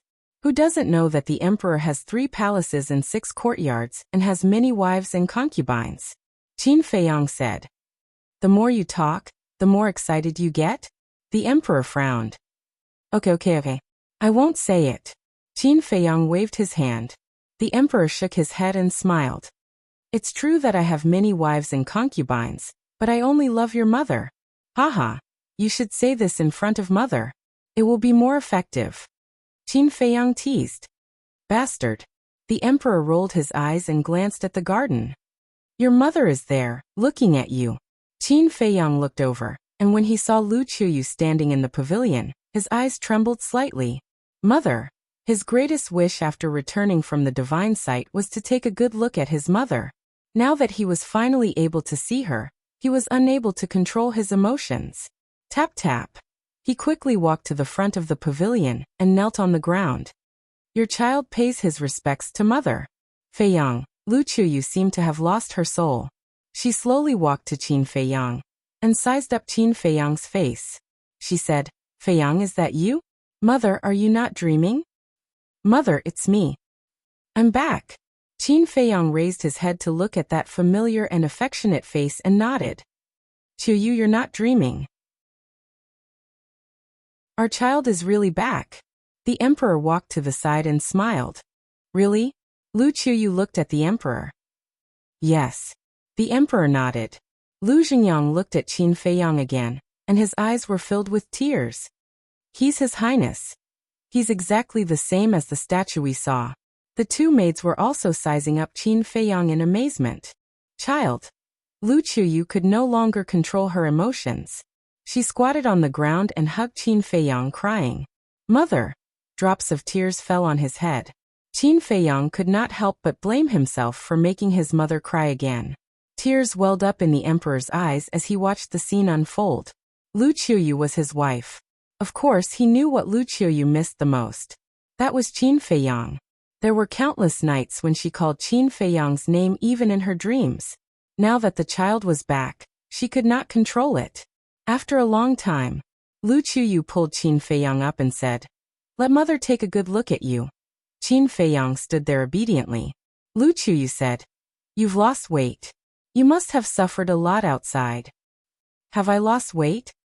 "I don't think so," the emperor muttered. He was as strong as an ox, but he did not dare to expose her. Lu Qiuyu turned to look at the two maids and said, "Go and take out all the pastries." Okay. The two of them nodded and quickly ran to the attic next to them. After serving the empress for so long, this was the first time they saw the empress so excited. She was a little out of control. "Feiyang, come sit." Lu Qiuyu pulled Qin Feiyang into the pavilion.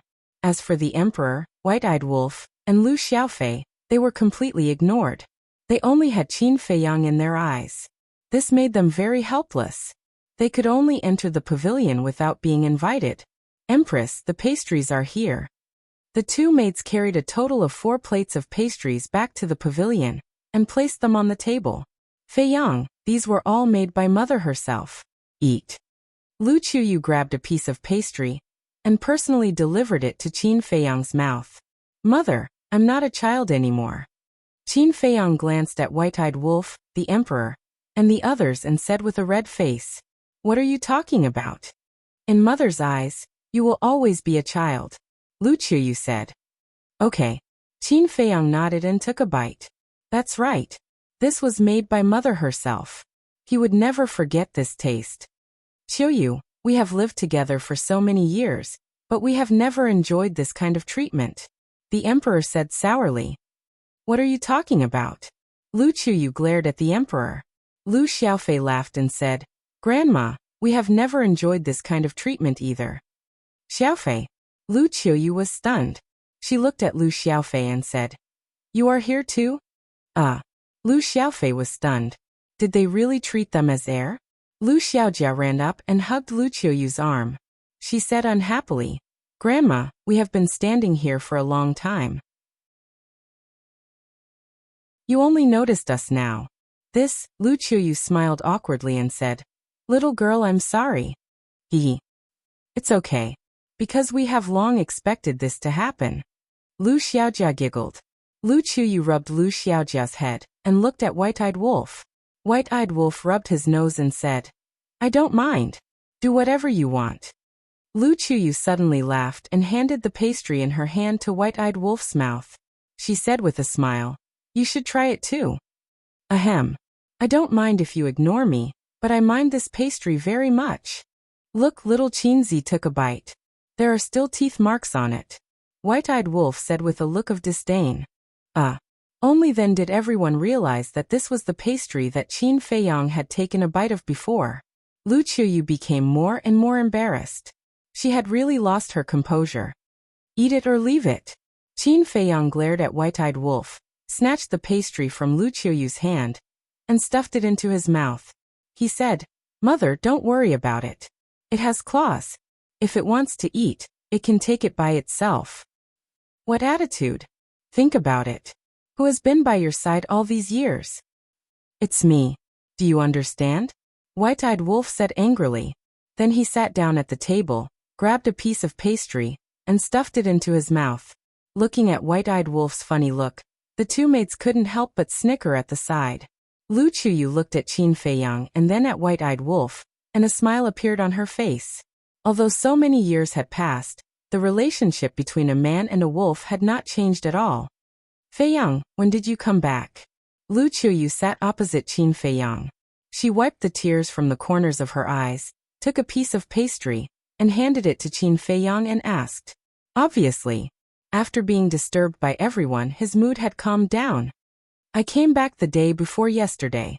I stayed with Grandpa for a day," Qin Feiyang said. "I see." Lu Qiuyu nodded and asked, "Then only you came back?" Qin Feiyang and White-Eyed Wolf looked at each other and nodded. "Yes." You're being outrageous. No matter what, you have to bring my daughter-in-law back. Lu Zhengyang looked at Qin Feiyang unhappily. Daughter-in-law. Qin Feiyang was stunned. What's with your expression? Lu Chuyu looked at Qin Feiyang suspiciously and suddenly said, You and Xiaoyu. No, we are very good. Qin Feiyang quickly waved his hand. That's good. Xiaoyu is a good woman. You must not bully her. Lu Chuyu said. Yes. Qin Feiyang nodded, making him look like a heartless man. Wait. Suddenly, Lu Chuyu's expression froze. She looked at Qin Feiyang and White-Eyed Wolf and said, Only you came back. Then do you have to leave? Yes. Qin Feiyang nodded. Why? Is it not good at home? Lu Chuyu said anxiously. The children have grown up and have their own things to do. They can't be tied to us for the rest of their lives. The emperor smiled. Shut up.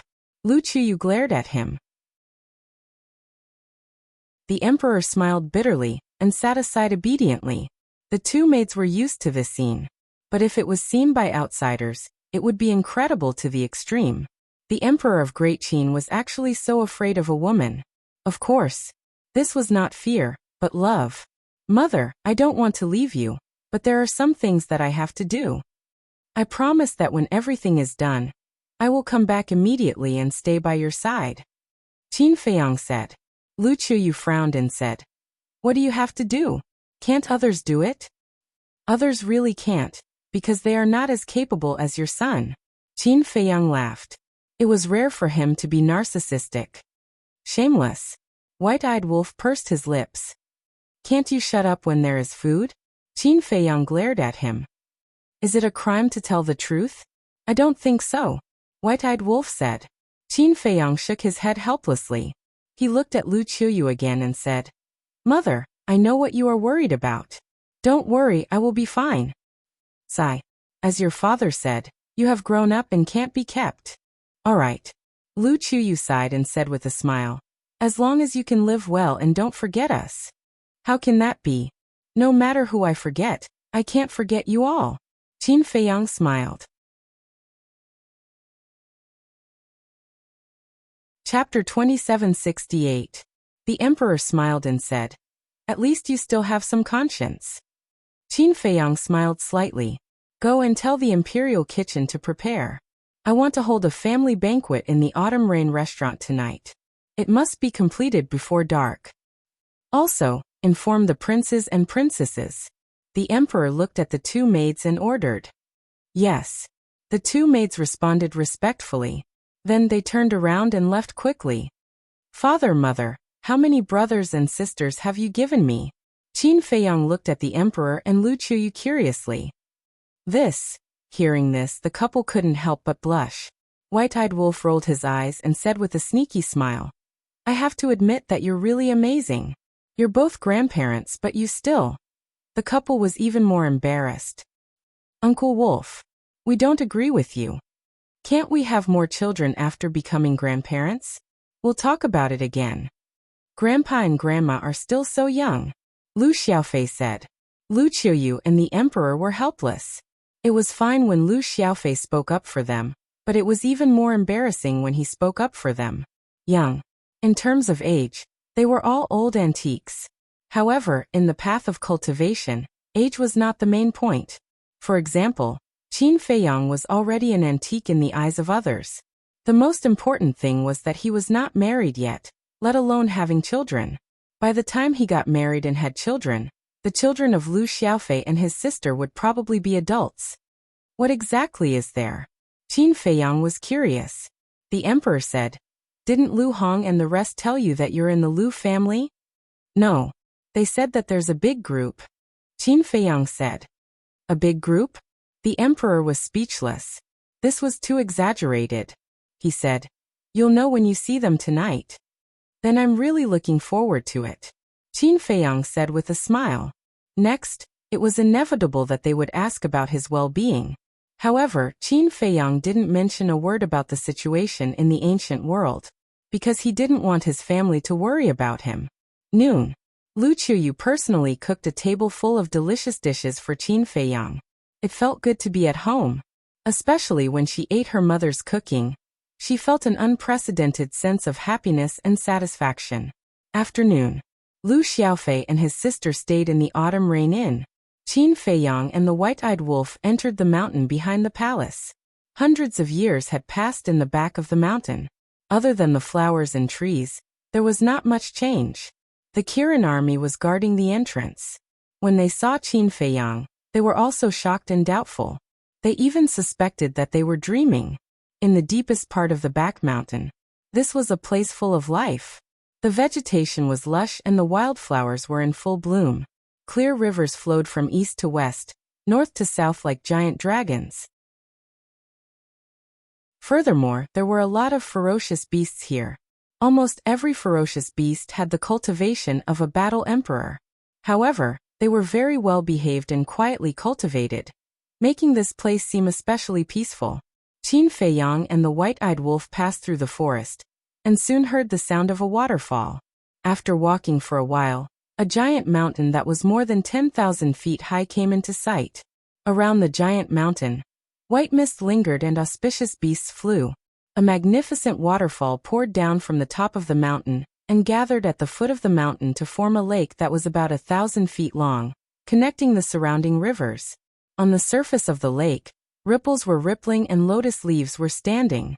Beside the lake, there was an inconspicuous small courtyard. The courtyard was rather old. It was surrounded by a wooden fence that was more than a meter high. In the courtyard, other than a two-story building, there was also a flower garden, a vegetable garden, a pavilion, a stream. This place was filled with simplicity and a sense of tranquility. Moreover, in the middle of the lake, there was a stone platform.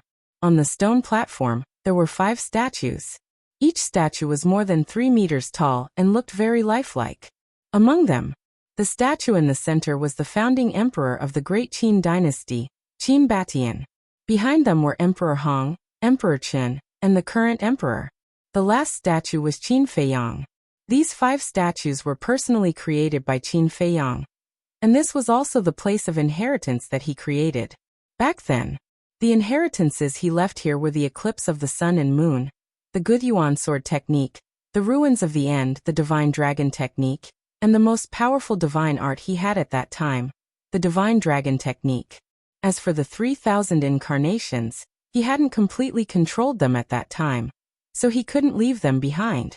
Slave seal, puppet technique, considering various factors, he didn't leave them behind. As for the 6-word divine art, at that time he had this thought, but perhaps because he hadn't fully comprehended the 6-word divine art, he didn't leave behind the inheritance.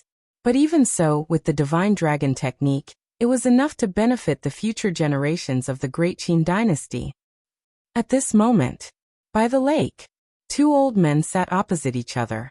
The 2 of them were drinking tea and playing chess. Their expressions were extremely leisurely and comfortable. The old man in black took a chess piece and placed it on the chessboard. He smiled and said, "Father, you can really hold it in. Otherwise what? Could it be that I'm like those young people scrambling to find Feiyang? At least I'm old, I can't afford to lose this person." The old man in white sitting opposite him shook his head and laughed. "That's right." These 2 old men were Qin Feiyang's great-grandfather and grandfather, Emperor Qin. The 2 of them had already heard from old Qin, and the other 3 that Qin Feiyang had returned. However, they were very calm and didn't take the initiative to look for Qin Feiyang. Firstly, it was a matter of face. Secondly, they knew that Qin Feiyang would come to see them. "Grandfather, great-grandfather, your comfortable days are really enviable." Suddenly, a laugh came. "Look, isn't he here?" Hearing this voice, a smile suddenly appeared on Emperor Chen's face. He looked at Emperor Chen sitting opposite him and laughed. Emperor Chen also smiled slightly. Then, the 2 old men got up and looked in the direction of the voice. They saw a man and a wolf slowly walking towards them on a small path not far away. "This stinking brat is even calmer than us." Emperor Chen laughed and scolded. "This is in line with his character."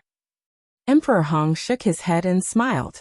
After a short while, Qin Feiyang and the White-Eyed Wolf walked in front of the 2. Qin Feiyang looked at the 2 old men for a while, smiled slightly and bowed. Grandson pays respects to grandfather, great-grandfather. Two old men, how are you? The white-eyed wolf also waved his paw and greeted. Old but strong, very good. Emperor Hong patted his chest hard, then pointed to the stone bench next to him and said with a smile, "Sit down." Okay. Qin Feiyang sat on the side, looked at the chess game on the table, and then looked up at the stone platform in the middle of the lake. The white-eyed wolf kept looking at the chess game. What the hell was this? He couldn't understand it at all. You stinking brat. Can't you be a little excited when you see grandfather and great-grandfather? Emperor Chen looked at Qin Feiyang speechlessly. Didn't I learn this from you? The mentality is the most important. Qin Feiyang smiled. Emperor Chen rolled his eyes at Qin Feiyang and said with a smile, "Why do you want to come back?" Qin Feiyang was a little surprised, looked at Emperor Chen, and asked curiously, "Grandfather, you seem to have known that I will leave. Isn't it simple? If you plan to stay at home, you will definitely bring our granddaughter-in-law to see us. But not now. What does this mean?" "It means that you just came back to see us temporarily." Emperor Chen smiled. Qin Feiyang nodded in realization and said with a smile, "Grandfather's eyes are really sharp. Don't flatter me. Tell me, how long will you stay this time?" Emperor Chen said, "I don't know yet." Qin Feiyang shook his head. "It's okay. Grandfather and great-grandfather are at home. You don't have to worry at all." Emperor Chen smiled. "Okay." Qin Feiyang nodded, thought for a while, looked at the two, and said, "I have found my ancestor." As soon as Emperor Chen and Emperor Hong heard this, their calm expressions immediately changed. Qin Batian was Emperor Hong's biological father, which meant he was Emperor Chen's grandfather.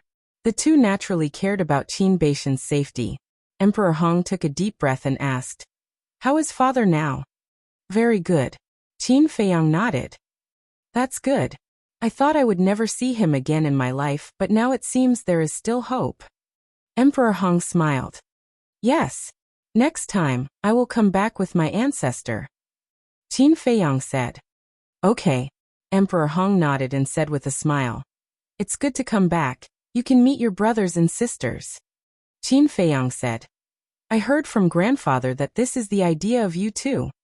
Or else, counting on you and Haotian. Look at the two of you, none of you are married and have children. You don't have to say, after all, you are wandering outside, it's understandable. But Haotian is also one-track-minded. Every time I chat with him, he says that he is not interested in the throne and marriage. What can we do? We can't let our Qin clan's bloodline die in the hands of the two of you. Since we can't count on the two of you, we can only let your parents continue to work hard. So you can't blame us, you can only blame yourselves." Emperor Hong smiled. Qin Feiyang smiled bitterly. In the end, it was his and Qin Haotian's fault. "Okay. You don't need to tell us about the situation of the ancient world. After all, even if we know, we can't help much. Just tell us, how have you been these years?" Emperor Hong asked. Qin Feiyang thought for a while and said with a smile, "Although there were many disasters, I survived." "Good. You didn't let us down." The two nodded.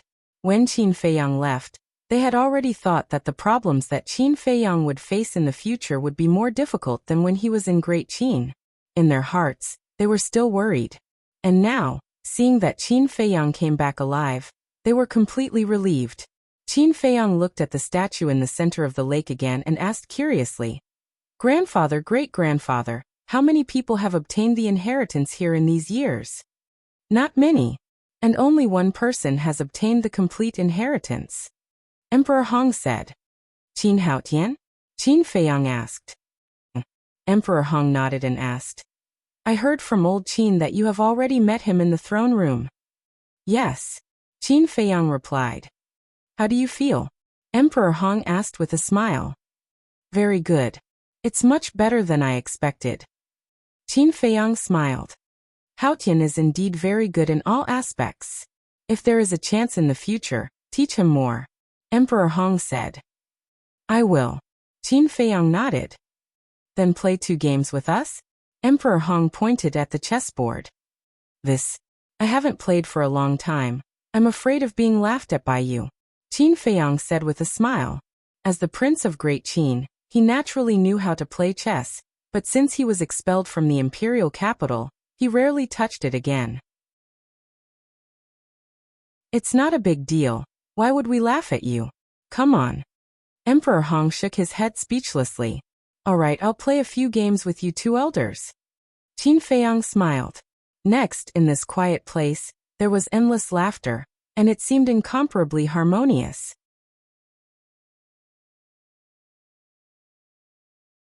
Chapter 2769. What did you say? Father is holding a banquet at the Autumn Rain Inn tonight to welcome Qin Feiyang? Qin Feiyang. Isn't he my elder brother? In a magnificent palace, a young girl around the age of 13 or 14 looked at a maid beside her. That's right. His Highness is your elder brother. The maid said. When did he come back? The young girl was suspicious. Don't you know? His Highness came back yesterday. And this morning, he killed Marquis Yang in the throne room and deposed the other Marquis. I also heard that because Prince Li made a mistake, he was expelled from the imperial capital by His Highness and can't return for 5 years. The maid said softly. He's that powerful? The young girl was surprised. Princess, your elder brother is extraordinarily powerful. When you go to the Autumn Rain Inn tonight, you must not be naughty. The maid said worriedly. I won't. The young girl giggled, but her eyes were rolling around. Welcome him at night? We've never enjoyed such treatment, let alone in the Autumn Rain Inn. That's Mother's residence. It's hard for ordinary people to enter. In another palace, an imposing young man shook his head and said, After all, he's Qin Feiyang. Your Highness, this old servant has something to say to appease your anger. Although His Majesty and Her Majesty have many children, the person they dote on the most is actually still Qin Feiyang. A eunuch standing by the side said, Why should I be angry? This is the truth. After all, my elder brother is the guardian of the Great Qin.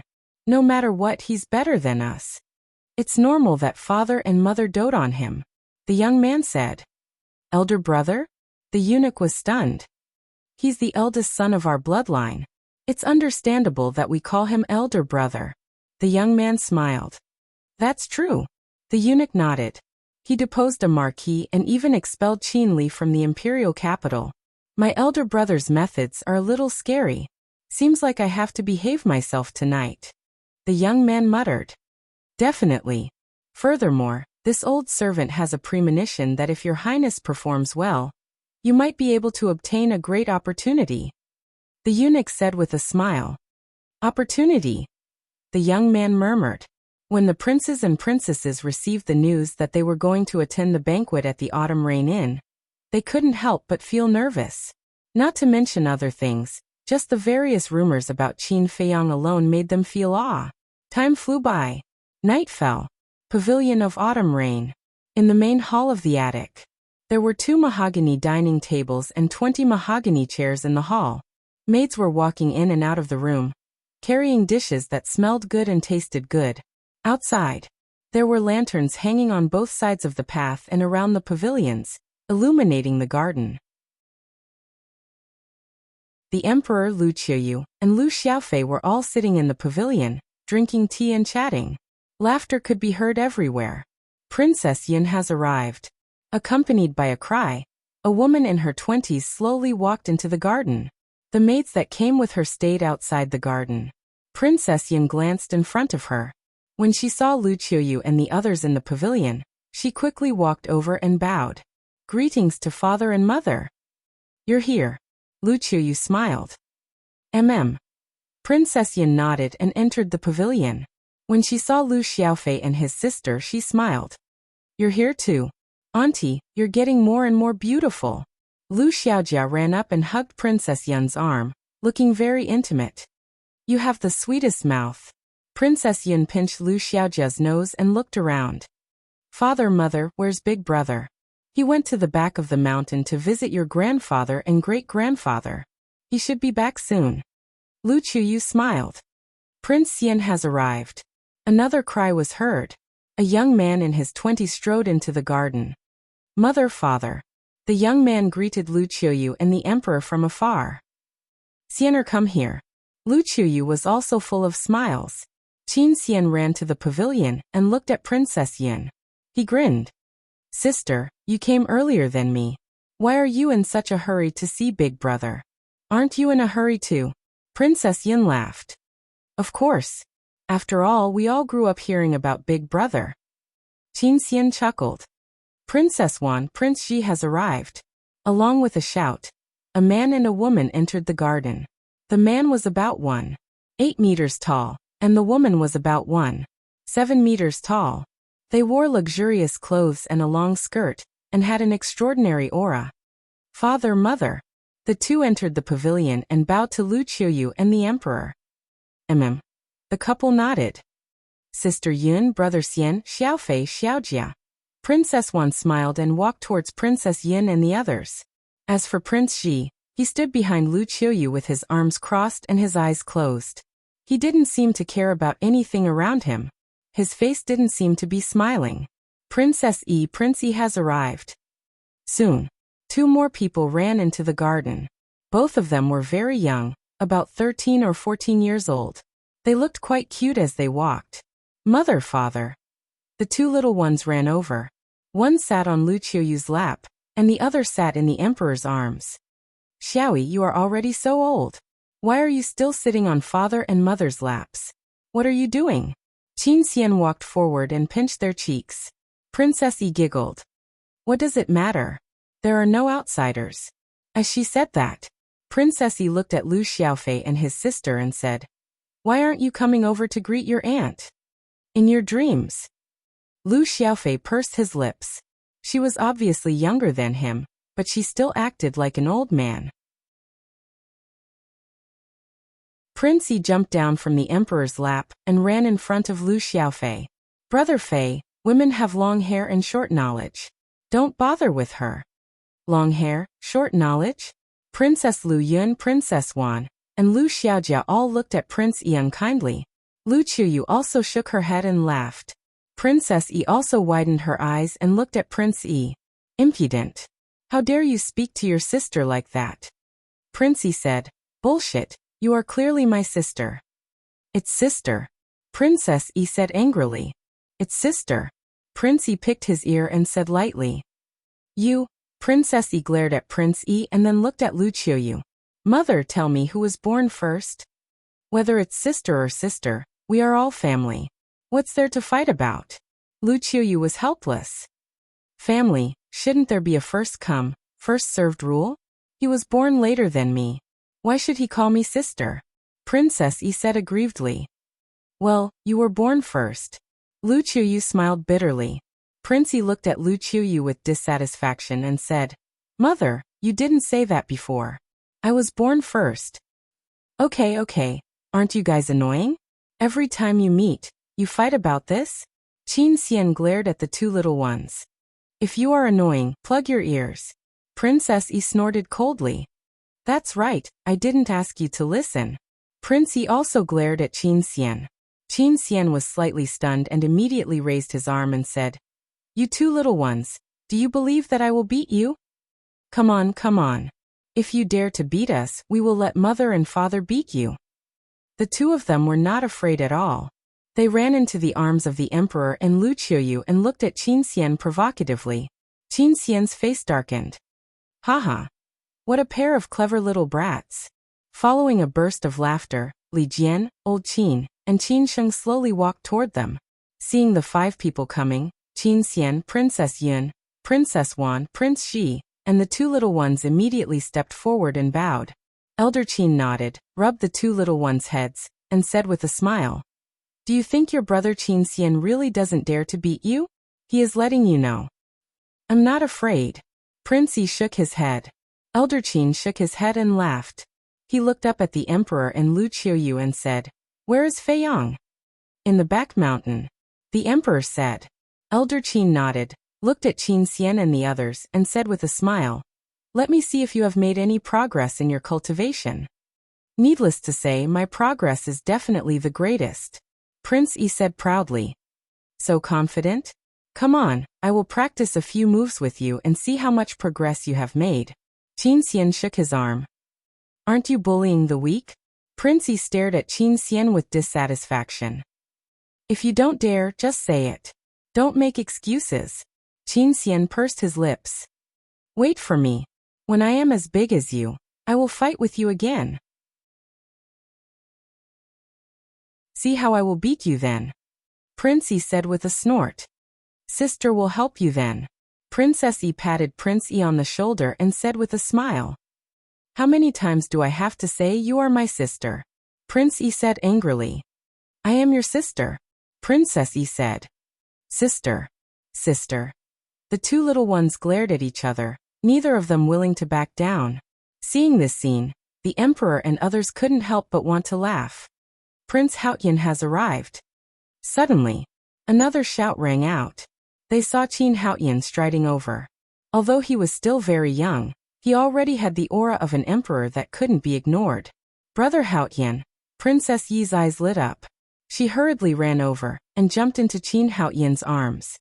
Little girl, you are so old, yet you are still so naughty? Qin Haotian rubbed Princess Yi's head, his eyes full of love. Princess Yi giggled and said, Brother Haotian, you say something fair. Am I the elder sister or the younger sister? Brother Haotian, you have to be honest, don't talk nonsense. Prince Yi also ran over. Qin Haotian looked at the two of them, his face full of helplessness, and said, You two might as well fight. Whoever wins will have the final say. The two little ones looked at each other, as if they were thinking about something. Don't dare to fight? Then be honest and don't chatter. Qin Haotian walked into the pavilion with one in each hand and bowed. Father, mother. The two nodded and smiled. What everyone didn't know was that Qin Feiyang had actually returned a long time ago, and was standing in the void above at this moment.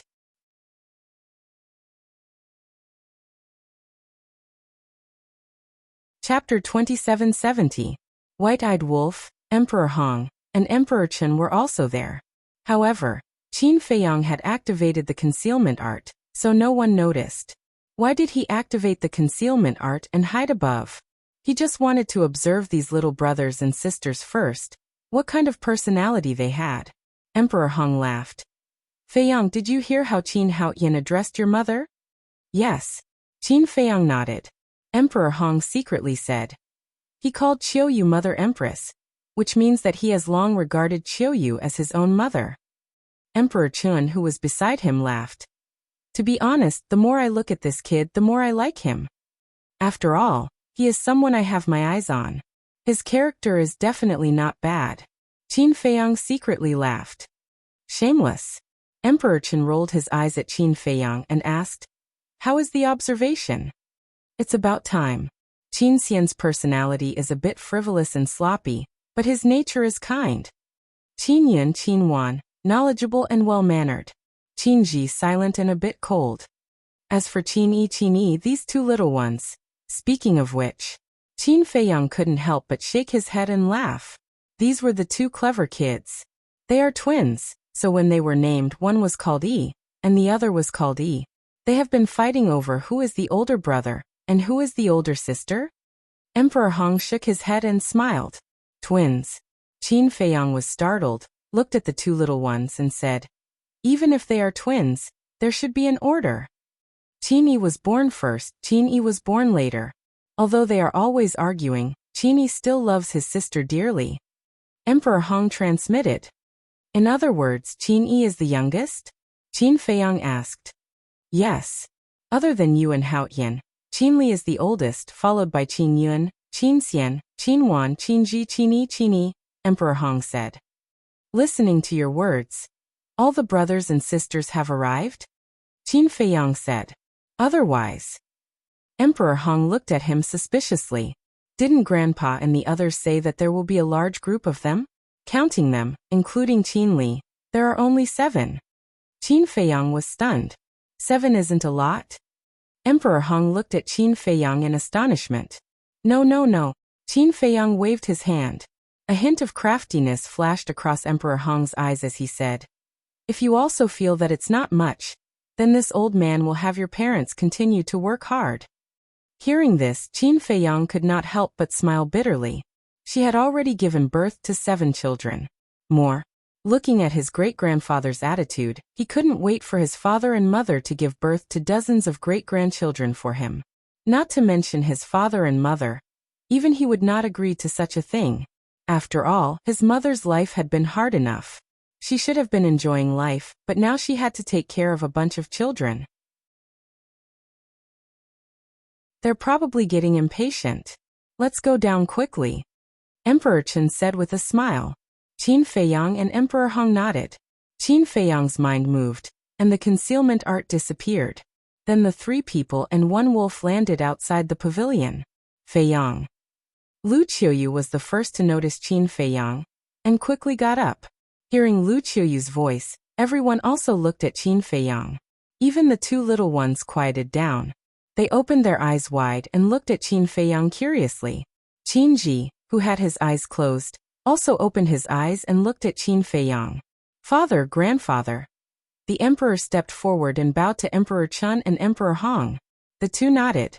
Qin Feiyang looked at the group of younger brothers and sisters, smiled slightly and said, "Do you need me to introduce myself?" Qin Xian and the others were silent, as if they were a little reserved.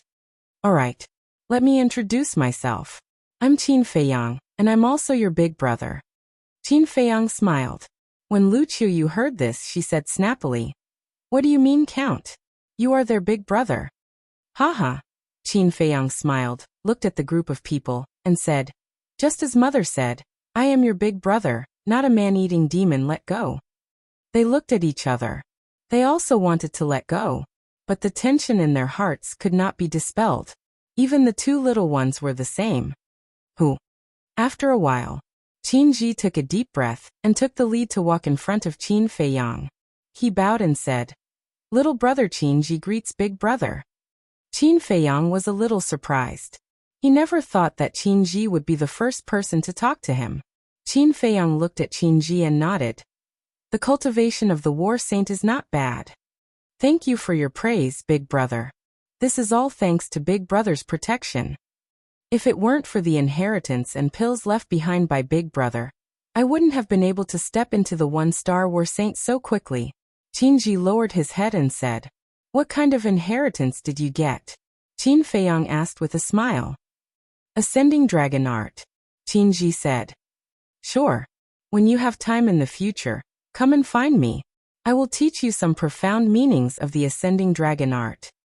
Because my current ascending dragon art can raise my cultivation by 2 realms. Qin Feiyang smiled. 2 realms. Qin Ji's gaze trembled.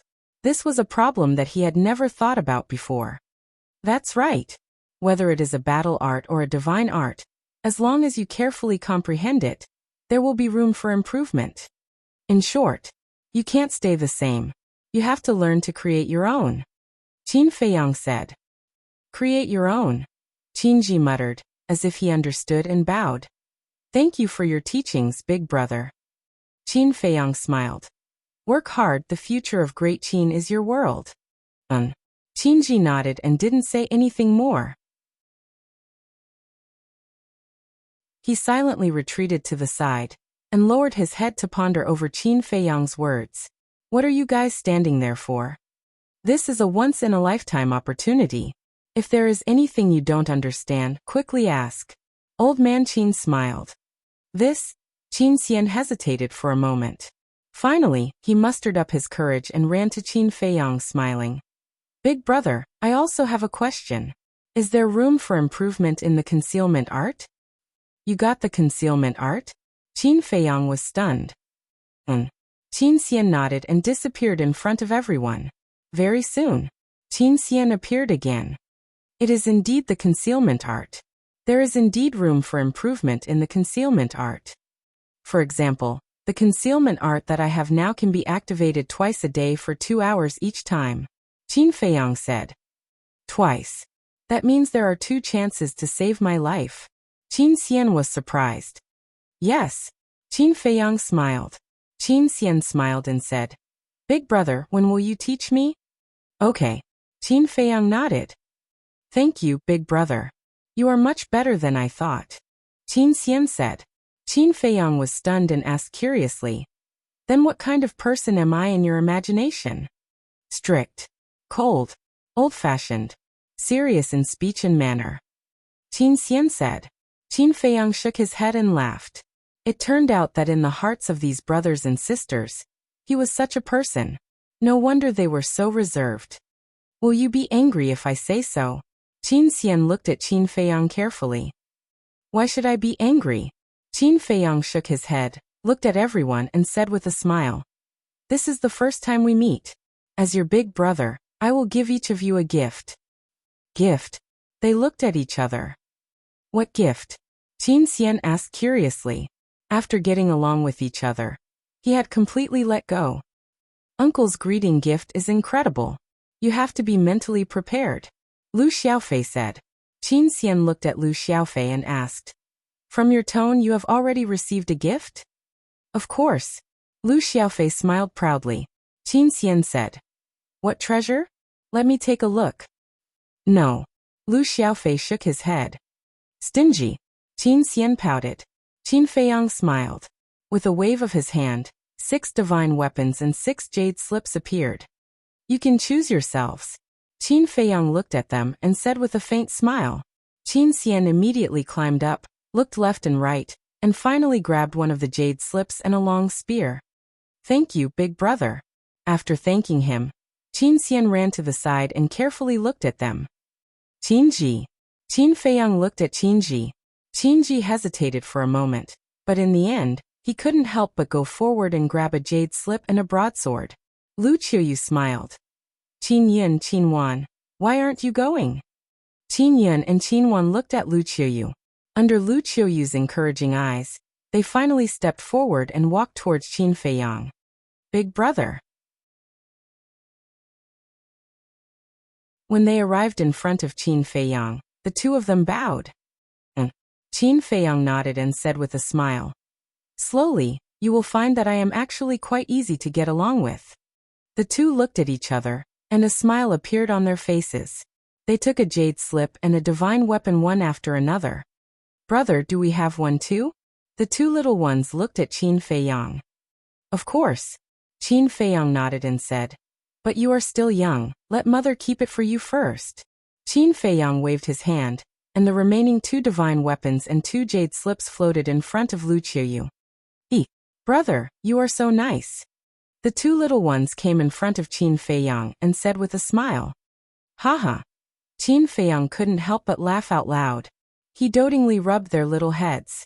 The emperor smiled and said, let's go, the banquet is ready.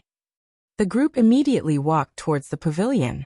Looking at Qin Feiyang's back, Qin Haoyan's eyes seemed to have a trace of disappointment. Everyone had a gift, but he didn't? Sure enough. He was just an outsider after all. And Qin Haoyan's abnormality was discovered by Lu Qiuyu, and said with a smile. Haoyan, don't think too much, Feiyang will not forget you. Qin Haoyan was slightly stunned and hurriedly said. Mother, what are you talking about? I'm not thinking of anything. I watched you grow up. Can you hide your thoughts from me? Let's go. Lu Qiuyu smiled kindly, pulled Qin Haoyan's hand, and walked towards the pavilion. Looking at Lu Qiuyu and feeling the strong motherly love, Qin Haoyan smiled slightly. In fact, it was already enough. Because he had a mother who always loved him. At the banquet, everyone was laughing and talking. Moreover, Qin Feiyang asked Hui for more than a dozen jars of immortal wine. This immortal wine was a top-grade divine wine that couldn't be bought with money. Even the emperor couldn't help but be greedy and drink one cup after another. Emperor Hong, Emperor Chun, Elder Qin, Li Jian, and Qin Sheng were also full of praise. After 3 rounds of wine, looking at the approachable Qin Feiyang without any airs, Qin Yun and Qin Wan also gradually let go. This big brother was indeed different from what they imagined.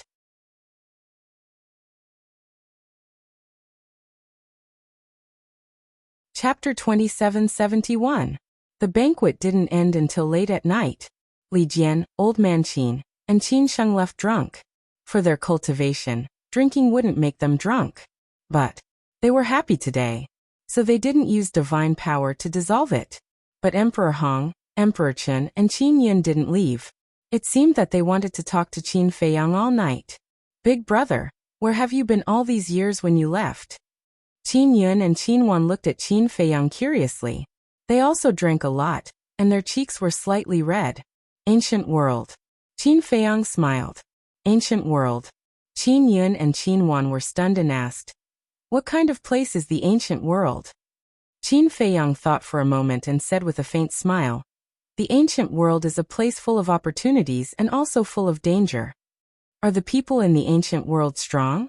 Also, is the ancient world big?" Not only Qin Yun and Qin Wan, but Qin Haoyan, Qin Xian, Qin Ji, and the two little ones were also curious. Of course. There are war gods everywhere in the ancient world. It's also very big. Even a corner of the ancient world is several times, dozens of times better than the great Qin. Qin Feiyang said. So big. There are so many war gods. Then aren't you in great danger in the ancient world? Qin Wan exclaimed. Yes. It's a narrow escape. Qin Feiyang nodded and said with a smile.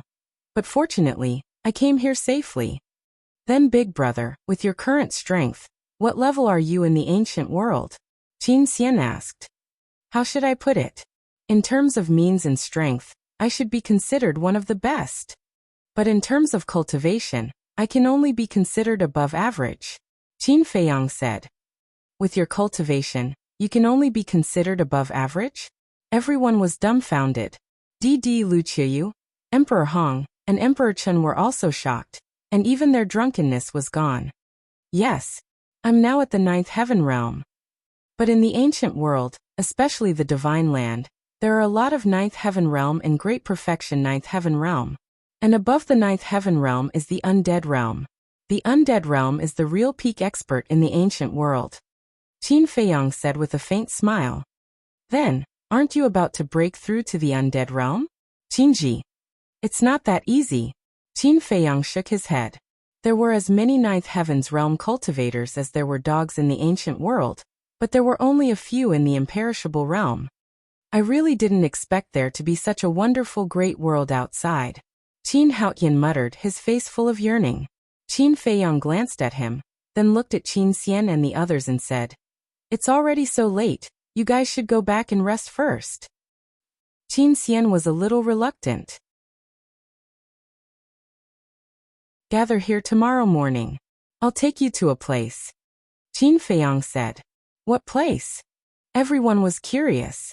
Qin Feiyang said. A place you're afraid of. A place we're afraid of? Everyone was stunned. You'll find out tomorrow. Qin Feiyang smiled faintly. Okay. Your big brother just came back 2 days ago. He needs to have a good rest. Listen to me. Go back. Lu Qiyu got up and said with a smile. Okay then. Everyone nodded. Remember, no one is allowed to be absent tomorrow. If anyone doesn't come, I'll ask the white-eyed wolf to invite him. The white-eyed wolf is not as easy to talk to as me.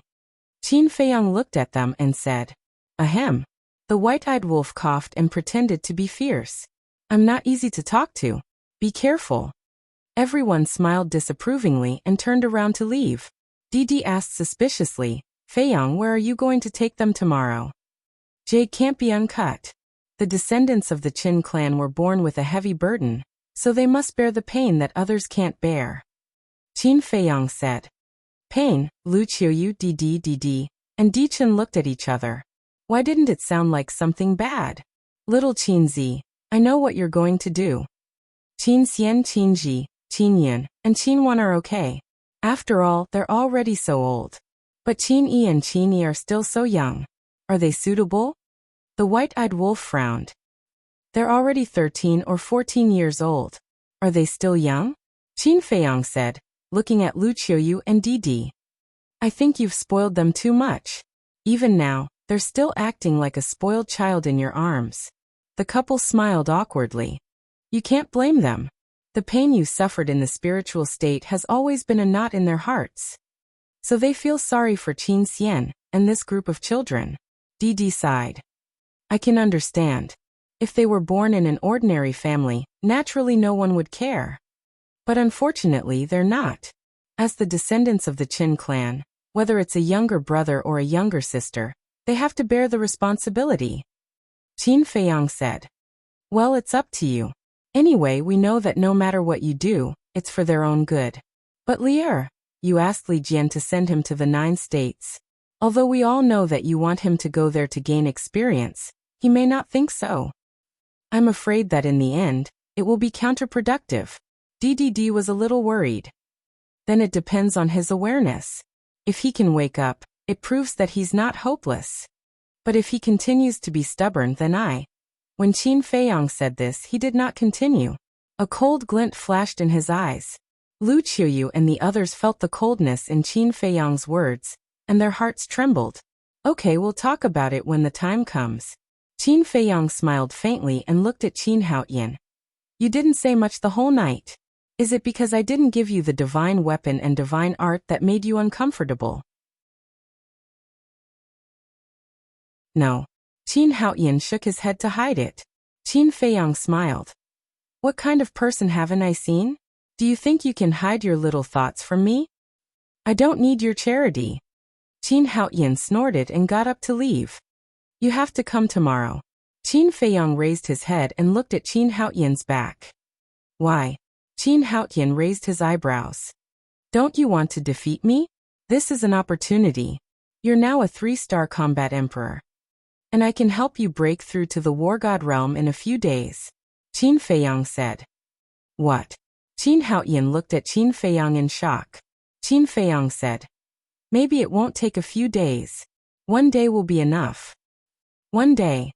Qin Haoyan's face was filled with disbelief. Not to mention Qin Haoyan. Even the emperor and the others didn't dare to believe it. I think you don't want to miss this opportunity. Qin Feiyang smiled. Okay, I'll come on time tomorrow morning. Qin Haoyan took a deep breath and nodded at Qin Feiyang, then turned around and left. His heart couldn't calm down for a long time.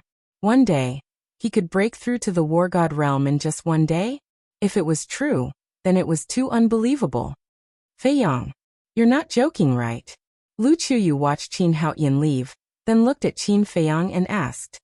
Mother, why would I joke about this kind of thing? Qin Haoyan is different from the other siblings. His temperament no longer needs to be tempered. As long as he follows me to the Black Tortoise realm tomorrow to cultivate in seclusion, as long as he can successfully comprehend the profound mysteries of becoming a god, I guarantee that he will definitely be able to step into the War God realm in less than a day. Qin Feiyang said. One had to know. In the current Black Tortoise realm, that was 1,000 years in a day. Moreover, with the growth of the spirit vein and crystal vein, the energy of the Black Tortoise realm had also reached a rare level.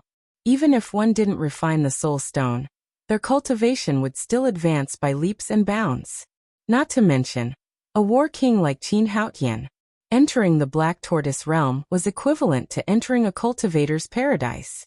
When Emperor Hong and the others heard this, although they felt that it was a bit like a fantasy, they still believed it. Father, where do Li Jian and Old Man Qin usually stay? Qin Feiyang suddenly looked at the emperor and asked. Almost all of them are in the back mountain. The emperor said. Qin Feiyang nodded and asked. Ant Emperor, Spider Emperor, Golden Wolf King, Silver Wolf King and Pangolin and the others?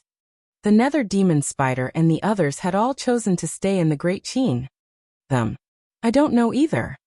Sometimes they come back once every few years, sometimes once every few decades. I don't know where they are playing. The emperor laughed. These guys, Qin Feiyang shook his head and smiled. It seemed that all of them were living quite carefree lives. Qin Feiyang stood up and walked outside. At the same time, he sent a sound transmission. Fire Lotus, prepare 11 8th step God level spirit vein and crystal vein for me. I already knew you would need it, so I've already prepared it. Fire Lotus's voice sounded in Qin Feiyang's mind. You already knew? Qin Feiyang was slightly startled and secretly laughed. As expected, you understand me. Feiyang, where are you going? Seeing this, the emperor and the others also stood up and chased after Qin Feiyang. Qin Feiyang smiled mysteriously, looked at the white-eyed wolf, and said, same old rules. Understood. The white-eyed wolf grinned, and with a swoosh, it soared into the air, followed by the rolling divine power, and disappeared into the ground. Rise. At that moment, the ground began to tremble violently, and the entire garden, including the attic, rose from the ground. Lu Qiuyu and the others were puzzled. I understand. Uncle wants to bury the spirit vein and crystal vein here. Seeing this, Lu Xiaofei said. Spirit vein? Crystal vein. What is that? Lu Qiuyu and the others were stunned. These are all supreme treasures. The day before yesterday in our village, Uncle also buried 10 spirit veins and crystal veins. On the same day, almost everyone in our village broke through their cultivation. Lu Xiaofei said excitedly. So powerful? The few of them were shocked. Very powerful. Lu Xiaojia also nodded, her big black eyes looking at Qin Feiyang, full of admiration. Not long after, the garden rose into the air. Qin Feiyang raised his arm and waved gently. A crystal vein and a spirit vein immediately appeared, and then fell into the pit below. Why is there only one spirit vein and one crystal vein? Lu Xiaofei and his sister were suspicious. The Lu family had 10. Logically speaking, there should be more here. After all, this was Uncle's home. Why was there less than the Lu family?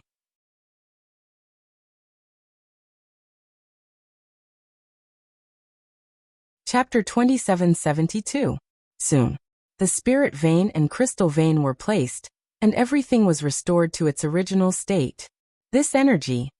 Emperor Hong and Emperor Chen looked at each other in disbelief. This is the crystal vein and the spirit vein. Qin Feiyang briefly explained the use of the crystal vein and the spirit vein. So that's how it is. Everyone suddenly understood. Uncle, why did you only place one crystal vein and one spirit vein here? Lu Xiaofei could no longer hold back the doubts in his heart and asked. Qin Feiyang said, because this is specially for your grandmother. So it's like that. Lu Xiaofei suddenly understood. Qin Feiyang looked at Lu Qiuyu and said, Mother, set up a barrier around it in the future to prevent the energy from leaking out. Okay. Lu Qiuyu nodded. Qin Feiyang looked at Emperor Hong and Emperor Chen and said with a smile, Grandpa, let's go to the back mountain. Emperor Chen hurriedly said, Feiyang, this thing is so precious. Keep it for yourself. Don't worry about us. Obviously, Qin Feiyang was also going to place the crystal vein and the spirit vein in the back mountain. It's okay. I still have a lot. Qin Feiyang smiled slightly. A lot? Emperor Chen was stunned. Yes. Qin Feiyang nodded. How many? Lu Xiaofei looked at Qin Feiyang curiously. Qin Feiyang smiled and said, so many that you can't count them. Lu Xiaofei was stunned and asked, is it that exaggerated? Otherwise, Qin Feiyang laughed out loud. This kid was quite amusing. Back mountain. Hundreds of breaths passed. A huge amount of energy emerged. Li Jian, Elder Qin, and Qin Sheng were alarmed at the first moment. This energy. What's going on? They were still a little drunk, but when they sensed this energy, the drunkenness suddenly disappeared. Then, the 5 of them rushed into the sky and looked around. Soon, they found a group of people standing in the sky not far away. Young Master? Your Highness. The 5 of them flew over. Li Jian looked at Qin Feiyang suspiciously and asked, Young Master, what's going on? Qin Feiyang smiled and said, to create a good cultivation environment for you. A good cultivation environment? The 5 of them became even more suspicious. Qin Feiyang looked at Li Jian and asked with a smile, I believe you are familiar with soul stones, right? Soul stone? Li Jian was slightly startled. He said, yes, you broke through from the false god realm to the divine battle realm, because you refined a soul stone. Soul stones are produced from a type of soul vein. And now I've buried 10 soul veins here. Furthermore, these 10 soul lines are rank 8 god level soul lines. Even in the ancient world, a rank 8 divine soul line is rare. With these spirit veins and crystal veins, your cultivation will progress by leaps and bounds. Qin Feiyang smiled faintly. I see. Li Jian nodded in realization, his face full of excitement. Old Qin asked, what are crystal veins? The divine crystals produced by crystal veins have the effect of replenishing divine power, and it is also very helpful for cultivation. Qin Feiyang said with a smile. Thank you, young master. Thank you, your highness. The few of them were very excited. They knew that Qin Feiyang did this not only for Emperor Hong and Emperor Qin, but also for them. You helped me protect Great Qin. Of course I won't forget you. In the future, this place must be isolated with a barrier to prevent the energy of the spirit veins and crystal veins from leaking out. And you can also treat this back mountain as Great Qin's holy land. For example, some talented young people with good character can be brought to the back mountain to cultivate. Qin Feiyang said. Okay. The 5 of them nodded. Qin Feiyang looked at Emperor Hong and Emperor Qin and said, in a few days, I will give you some more pill recipes. What pill recipes? Emperor Hong asked. Pill recipes that can make Great Qin rise quickly. Qin Feiyang smiled slightly. Haha. In this life, what I am most proud of is having you as my grandson. Emperor Qin laughed. In this life, what this old man is most proud of is having you as my great-grandson. Emperor Hong also looked at Qin Feiyang with gratification. Lu Qiyu and Emperor Chun were also full of smiles. Qin Feiyang was their son, and being praised by the 2 old men, they were naturally happy. After bidding farewell to Emperor Hong, Emperor Chun and Li Jian, Qin Feiyang, White-Eyed Wolf, Lu Xiaofei and his sister, followed Emperor Chun and Lu Qiyu back to the Autumn Rain Pavilion. In the main hall, the candlelight flickered. Qin Feiyang accompanied his parents for a long talk through the night. Being able to sit and drink tea with his parents was the happiest thing in his life. He cherished every minute and second of this moment. Unknowingly, the sky began to brighten, and the sun rose slowly. After washing up, Emperor Qin looked at the mother and son and said with a smile, You 2 talk, I will go to the morning assembly. Okay. Lu Qiyu nodded. Qin Feiyang said, Father, as the emperor of a generation, you can't be too sentimental. Emperor Qin was slightly taken aback and scolded with a smile. Brat, do you still need to teach me? After saying that, he turned and left. Lu Xiaojia suspiciously looked at Qin Feiyang and asked, Uncle, what do you mean by that? Sister, you still don't understand? Yesterday, Uncle dethroned Wu Ho.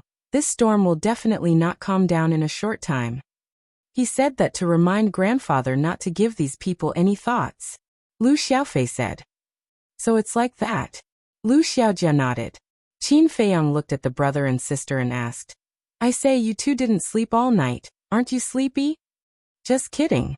No matter what, I am also a cultivator. Which cultivator do you think would be sleepy? Lu Xiaofei raised his head a little proud. Cultivators are amazing. I'm a little sleepy. Qin Feiyang said. You're sleepy? Lu Xiaofei was startled. He immediately stood up, looked at Qin Feiyang with concern and asked, Uncle, you can't be sick, right? Sick? Qin Feiyang was startled. If you're not sick, why would you be sleepy? Lu Xiaofei said. You're the one who's sick. Qin Feiyang glared at him snappily and said, Sooner or later, you will understand how blissful and luxurious it is to lie in bed and sleep. Blissful? Extravagant? I really don't understand. Lu Xiaofei shook his head. In his opinion, sleeping was a waste of time. He might as well use this time to cultivate. No rush. Your life has just begun. You will slowly understand in the future. Qin Feiyang laughed. Princess Yun, Princess Wan, Prince Yen, Prince Shi, Princess Yi, Prince Yi has arrived. Suddenly, following a shout, Qin Xian and the other 5 ran into the pavilion and bowed. Mother, big brother. Lu Qiyu nodded and smiled. It's quite early. Qin Feiyang looked at the 6 of them. Qin Xian laughed and said, How dare we neglect big brother's orders? Don't be glib. And from this moment on, I am not your big brother. Qin Feiyang said. What do you mean? The 6 of them looked at each other. Qin Feiyang did not explain and said lightly, Give me all your Qiankuan bags. Qiankuan bags? The 6 of them were suspicious. Hurry up, don't dawdle. White-Eyed Wolf shouted. Okay. The 6 of them took out their Qiankuan bags and handed them to Qin Feiyang. Mother, help them keep these Qiankuan bags first.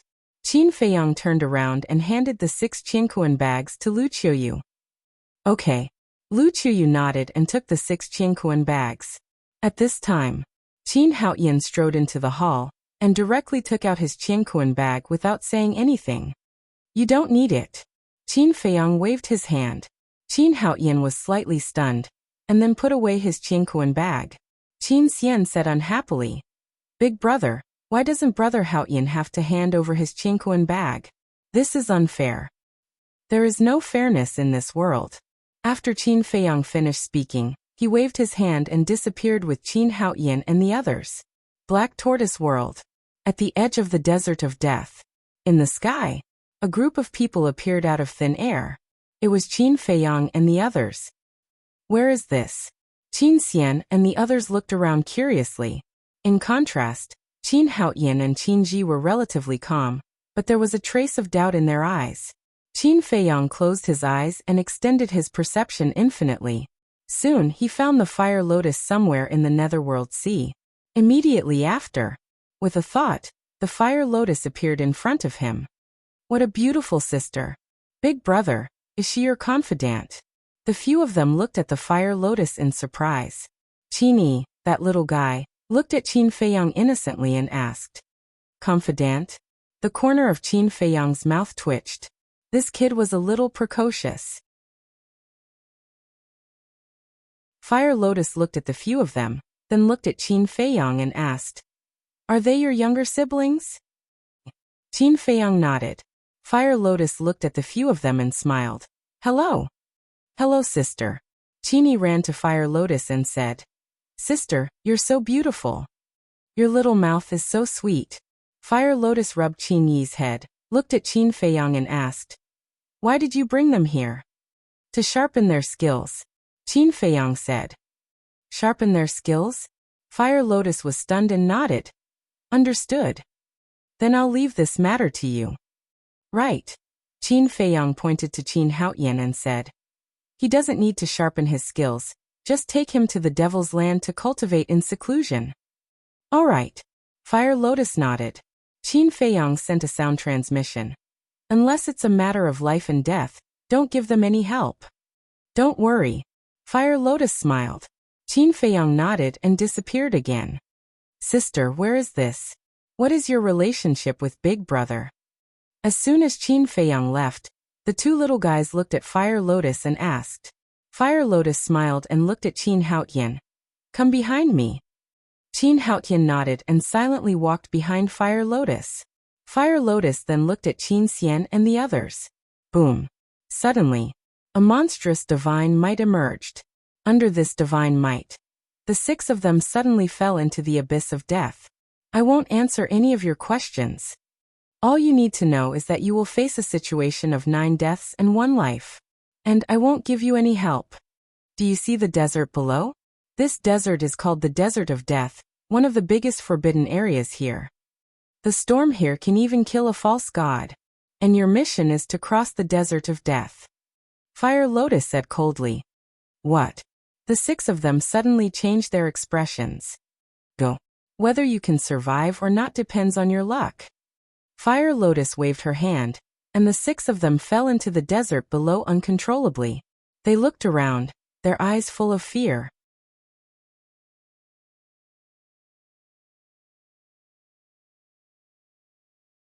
Chapter 2773. They're panicking just like that? They're indeed delicate. Fire Lotus shook her head. They grew up under the care of father and mother, and have never experienced such a situation. Moreover, it's so sudden, it will definitely be difficult for them to adapt. Qin Haoyan said. Then if one day Great Qin falls into danger again, what will they do? Will they also be in such a panic? If that's the case, then they will only die faster. After Fire Lotus finished speaking, she lowered her head and looked at the mountains and rivers outside the Desert of Death. Seeing this, Qin Haoyan suddenly had an uneasy premonition in his heart. All the beasts below the War Emperor, listen up, immediately enter the Desert of Death and chase after them. Fire Lotus shouted. Roar. At that moment, one after another, the loud roars of beasts rang out, and the earth began to tremble as if there was a huge earthquake. What? Qin Xian and the others looked over in shock, only to see a group of beasts rushing towards the Desert of Death like a torrent. Immediately, the 6 of them changed their expressions and raised their heads to look at Fire Lotus and Qin Haoyan. You guys are on your own. Fire Lotus said coldly, then turned around and left with Qin Haotian without looking back. I thought there was something fun, but I didn't expect to be chased by beasts. Big Brother is trying to kill us. Qin Xian cried out in sorrow. What are you shouting for? Can't you tell? Big Brother is tempering us.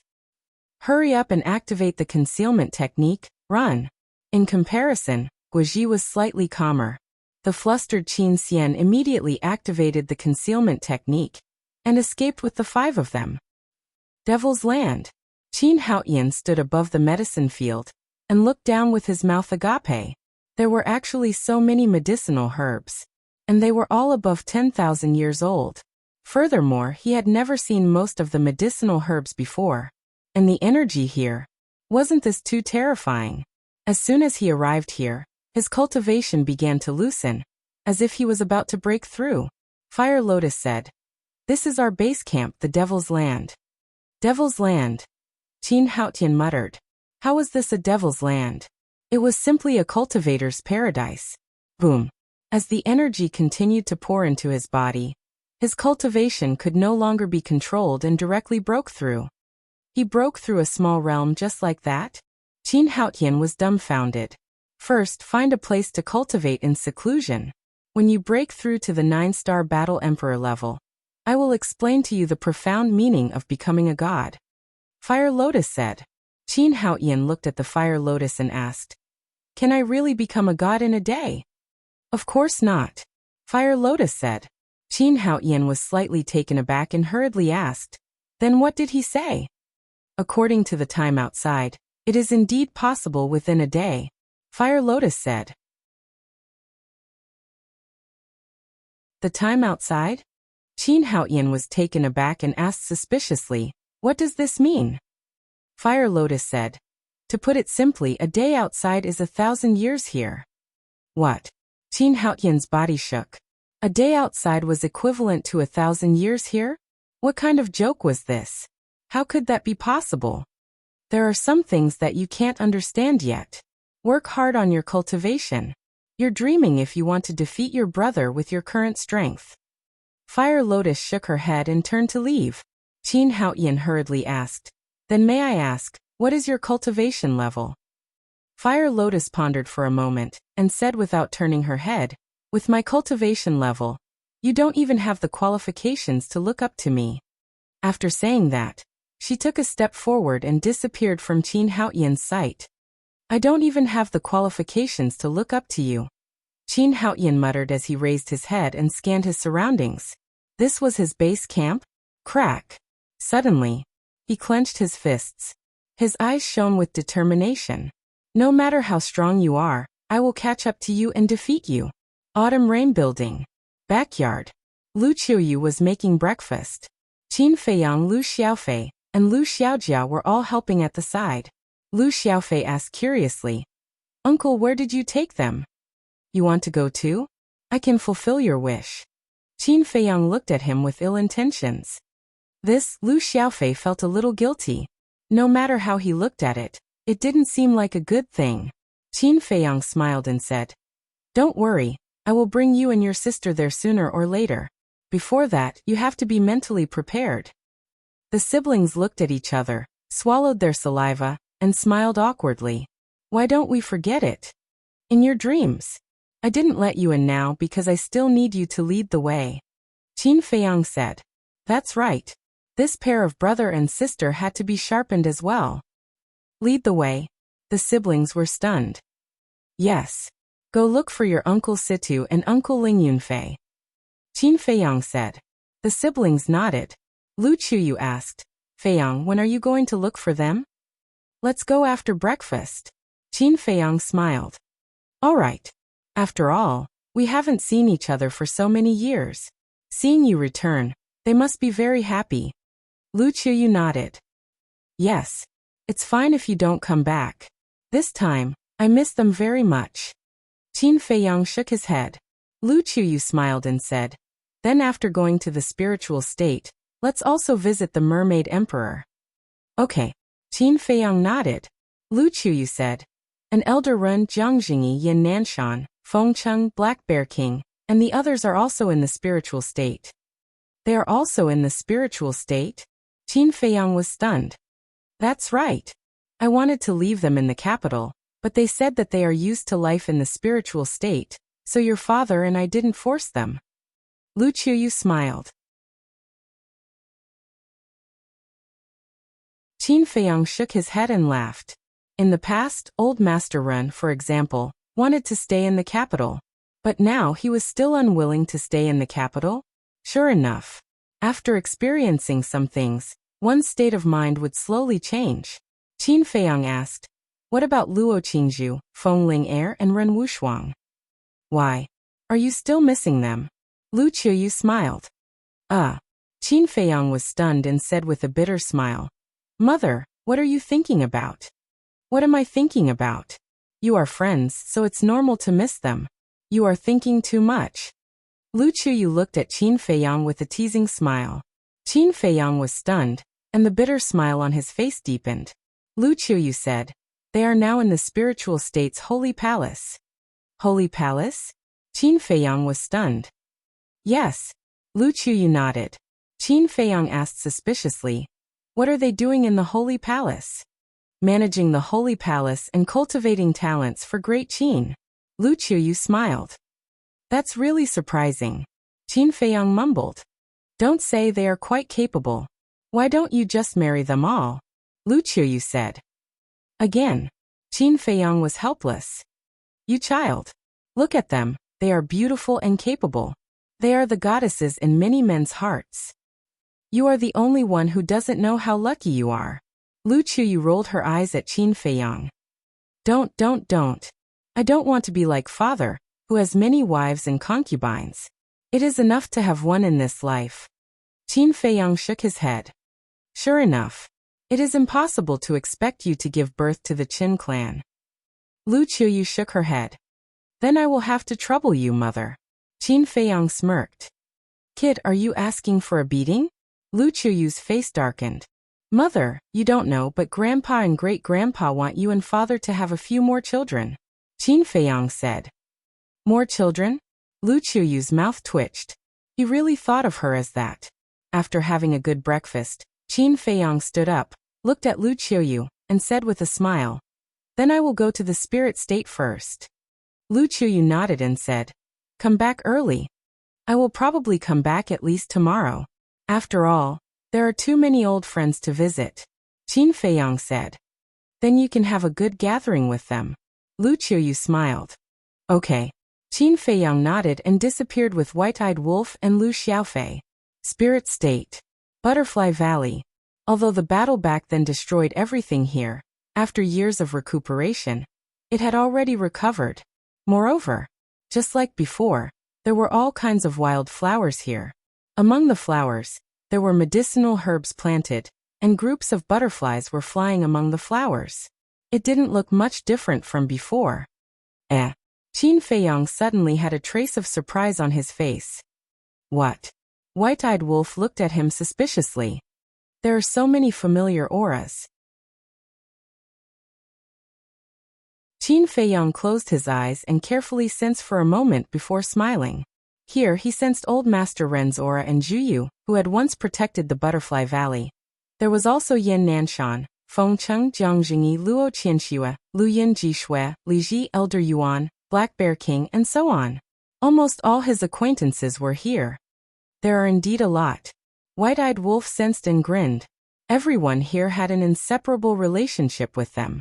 For example, Lu Yin was once an elder of the Sacred Palace and took care of Qin Feiyang. Li Ji was once the steward of the Treasure Pavilion, and later managed it.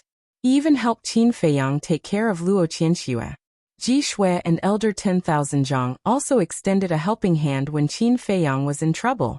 Yan Nanshan, Jiang Jingyi, and Luo Qianxue naturally didn't need to be mentioned. The three of them treated Qin Feiyang well, like their own children. Especially Luo Qianxue. In Qin Feiyang's eyes, she was like a mother. Fengcheng was Feng Ling-er's grandfather. Zhuyu used to guard the Butterfly Valley, and was also the Spirit State Mansion Lord before Old Master Ren. Back then, every time he entered the Forgotten Continent, he would interact with Zhuyu. It could be said that these people were a part of his life that no one could erase. Lu Xiaofei pointed below and said, Grandpa Ren and the others all live beside that lake. Qin Feiyang looked over and saw small wooden buildings sitting beside the lake in picturesque disorder. He remembered that there was a lake in the Butterfly Valley in the past, and this lake was still in its original position. Actually, all of this was carefully arranged by Grandpa Run and the others according to the original Butterfly Valley. Lu Xiaofei sighed. Qin Feiyang was stunned and asked suspiciously, Why did you restore the original Butterfly Valley? Because you will come back sooner or later. They don't want you to look at the scene in front of you when you return to the Butterfly Valley and not feel unfamiliar. Lu Xiaofei said. I see. Qin Feiyang muttered to himself.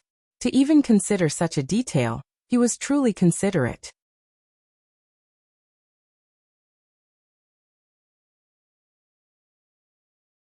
Chapter 2774. It's indeed hard on them. The white-eyed wolf sighed. Even though it was so heartless, it couldn't help but feel touched. Although it seemed like a small matter, it was more meaningful to Qin Feiyang than anything else. There was a good saying, if you want to know if a person is really good to you, you have to look at the small details. Lu Xiaofei asked curiously, Uncle, will you place the spirit vein and crystal vein in the Butterfly Valley? What do you think? Qin Feiyang asked back. I'm not you. How would I know? Lu Xiaofei pursed his lips. Then shut up. You talk the most. Qin Feiyang glared at him, landed in the valley, and walked toward the lake step by step. The memories that had been sealed away also surged out of his mind. He had experienced too much in the Butterfly Valley, because in the past, whether it was going to the imperial capital or going to the Forgotten Continent, he had to pass through this place. There were too many memories here. At the same time, by the lake, two people sat by the shore, drinking tea and fishing. They were Old Master Run and Zhuyu. I'm wondering, what am I doing today? I'm not comfortable staying in the imperial capital, so I came back to accompany you fishing? And it's still early in the morning. Zhuyu frowned. Isn't this good? Ordinary life, peaceful days. Old Master Ren chuckled. Zhuyu rolled her eyes at him, turned to look at the courtyard next to them and said, Qianxue, is breakfast ready? Soon. Smoke curled up in the courtyard, and a gentle voice came out. The owner of this voice was Luo Qianxue. A year's plan is in the spring, and a day's plan is in the morning. The morning air is so good. Soon. Another old man walked out, stretched lazily, and walked to Old Master Run and Zhuyu. He poured a cup of tea, took a sip, and said with a smile, Good morning. Good morning. Look at what time it is now. Qianxue has been busy all morning, and you're only up now. Zhuyu glared at the old man. Qianxue is still young. How can an old man like me compare to her? The old man chuckled as he grabbed a fishing rod and sat on a small stool to fish. Old Feng, Shuang, and the rest won't be coming back today. Old Master Run turned to look at the old man and said, That was right. This man was Feng Ling-er's grandfather, Feng Cheng. Although he died in Black Bear City, Qin Feiyang came to the spiritual state to find his corpse after opening the gate of rebirth. Then he was resurrected with the Black Bear King and his son. He won't come? Feng Cheng was slightly taken aback. He turned to look at Old Master Run and asked doubtfully, Why? It seems that the temple is recruiting disciples, so they are very busy. Old Master Run said. I see. Feng Cheng nodded and waved his hand. Young people can't be compared to us old men. It's fine if you're busy. Elder Feng, you're wrong. You are old, but we are still very young. Another burst of laughter sounded. Jiang Jingyi and Yan Nanshan walked out of their respective courtyards with smiles on their faces. You have the nerve to say that. You're so young, yet you don't go out to make contributions. Instead, you spend all your time with us old men. Feng Cheng looked at the two of them in disdain. Yan Nanshan smiled. Aren't we afraid that you will be lonely? That's why we stayed here to accompany you. Brother Jiang, don't you think so? Yes. Jiang Jingyi nodded. Since you're all up, go and help. Are you going to let Qianxue work alone in the kitchen? A few more people walked out of the courtyard. They were Ji Shui, Li Ji, Elder Wang and Lu Yun. The person who spoke was Lu Yun. As he spoke, he glared at Yin Nanshan and Jiang Jingyi. Don't speak. Qianxue is a woman and so are you. Look at how virtuous Qianxue is. She pays for all our 3 meals a day. Yin Nanshan glanced at Lu Yun and pursed his lips. What did you say? Say it again. Lu Yun immediately went forward and grabbed Yin Nanshan's ear. Can't I speak the truth? Yin Nanshan mumbled. Can the truth be said in front of a woman? Lu Yun snorted coldly and tugged at Ji Shui. Don't stay with these stinky men. Let's go help Qianxue. Those who don't help are not allowed to eat later. Ji Shui shook her head and laughed. See, it's all your fault for offending them. If we really don't have breakfast later, we'll settle the score with you. Li Ji and Elder Wang glared at Yin Nanshan and Lu Yun. What does it matter? At most, we'll get some wild game. We'll have a few drinks when the time comes. Yin Nanshan waved his hand. That's a good idea. Li Ji and Elder Wang's eyes lit up. Yin Nanshan sat beside Feng Cheng and looked at the float on the water. Speaking of which, Ling Yunfei and Shuang haven't come to visit us in a long time. There's nothing we can do. Who asked them to have children?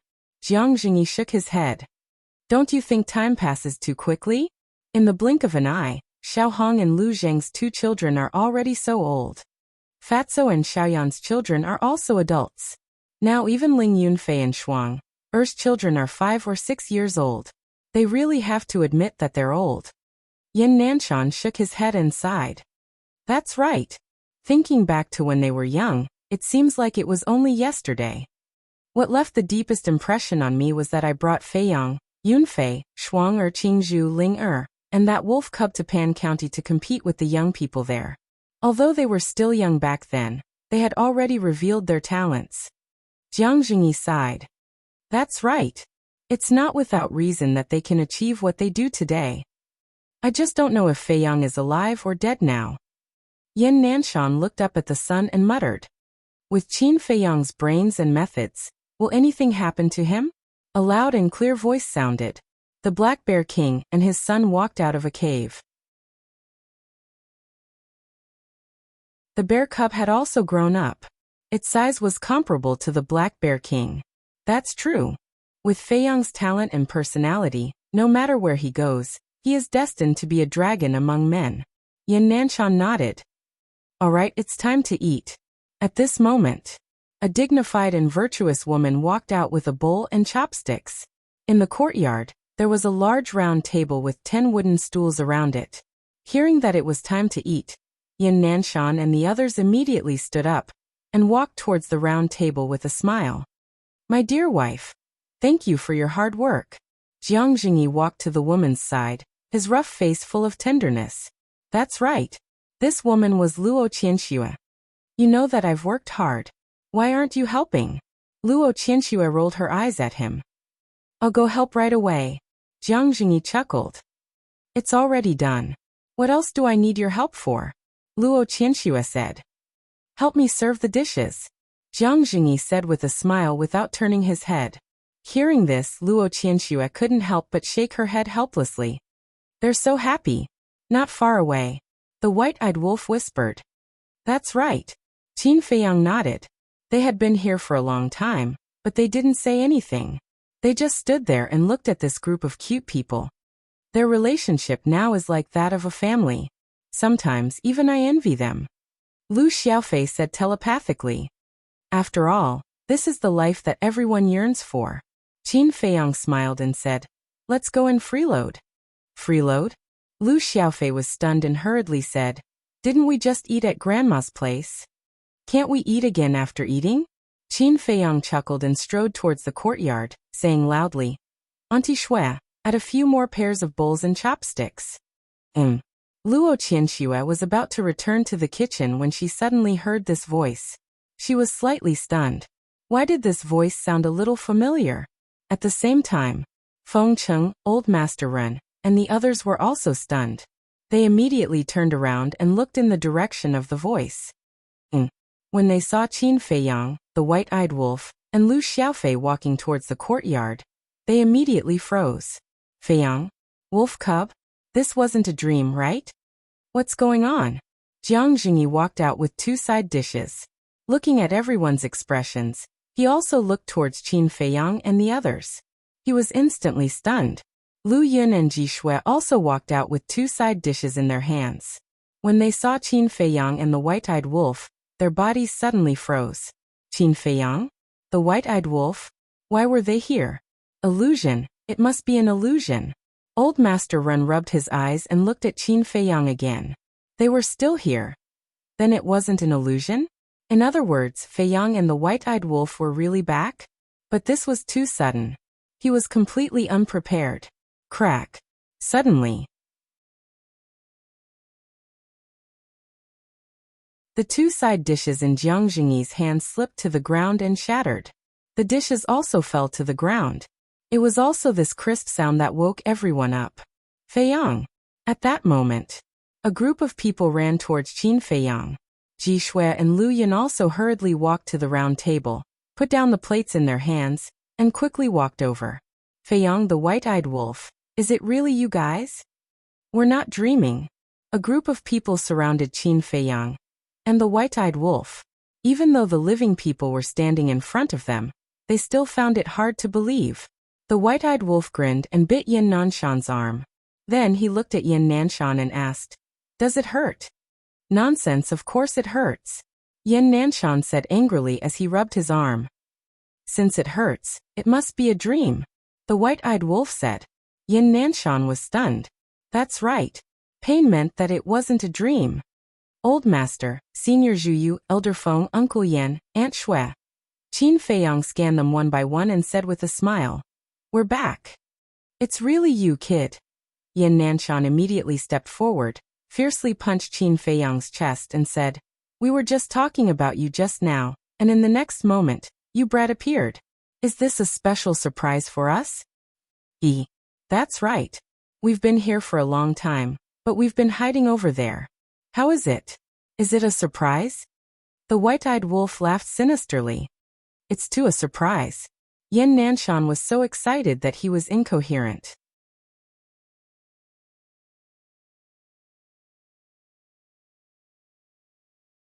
Chapter 2775. How could they not be excited? It had been a few hundred years since Qin Feiyang left Great Qin. To mortals, this was a few lifetimes. Although Yin Nanshan and the others were all cultivators and were not weak, they were now living the lives of ordinary people. Therefore, to them, a few hundred years was too long. They had fantasized countless times that one day, Qin Feiyang would suddenly stand behind them, fiercely pat their shoulders, and give them an unexpected surprise. "Everyone, I'm back." They didn't expect that at this moment, he would really give them a surprise. It was simply unexpected. "It's good that you're back." Luo Qianxue walked in front of Qin Feiyang, grabbed Qin Feiyang's hand, and smiled happily. Her eyes were filled with tears, blurring her vision. "Auntie Shui." Qin Feiyang looked at the woman in front of him and couldn't help but feel his heart ache. In the past, when he was stranded in Iron Ox Town, other than Uncle Yuan, the person who cared about him the most was this woman in front of him. It was as if she treated him as her biological child. Sometimes even her daughter, Luo Qingzhu, couldn't help but feel jealous. It could be said that, during that period of time, he enjoyed a long-awaited period of maternal love. To be able to see this mother-like existence again, he was extremely happy. "Don't let Feiyang stand there all the time. Lu Yun, hurry up and get a few more sets of bowls and chopsticks. Prepare to eat," Jiang Jingyi urged. Okay. Lu Yun came back to her senses and ran into the backyard. Just as she turned around, she quietly wiped away the tears at the corner of her eyes. Yes. Sit here." Luo Qianxue pulled Qin Feiyang and turned to walk towards the round table. Old Master Run and the others looked at each other, wiped away their tears, and walked towards the round table with smiles on their faces. "Grandpa Ren, you guys are too much. Uncle is back, and you treat us like air." Lu Xiaofei complained unhappily. Everyone was stunned. "Rascal. Usually when you come to play, I've never seen you be so polite to us," Yin Nanshan scolded jokingly. Hearing this, Lu Xiaofei rubbed his head and chuckled. As expected, he was not polite at all. He ran to the round table and sat down. After everyone was seated, Yin Nanshan asked, Feiyang, White-Eyed Wolf, when did you guys come back? 3 days ago. Qin Feiyang said. Yin Nanshan frowned and said, Then why aren't you in the capital to accompany your mother? It hasn't been easy for your mother all these years. What a joke. How could giving birth to 7 children be easy? Qin Feiyang smiled and said, I was in a hurry to visit you. I'm really touched by your words. Why don't we do it a little? Yin Nanshan took out a wine jar the size of a rubber ball from his Qingquan bag and grinned. What are you doing early in the morning?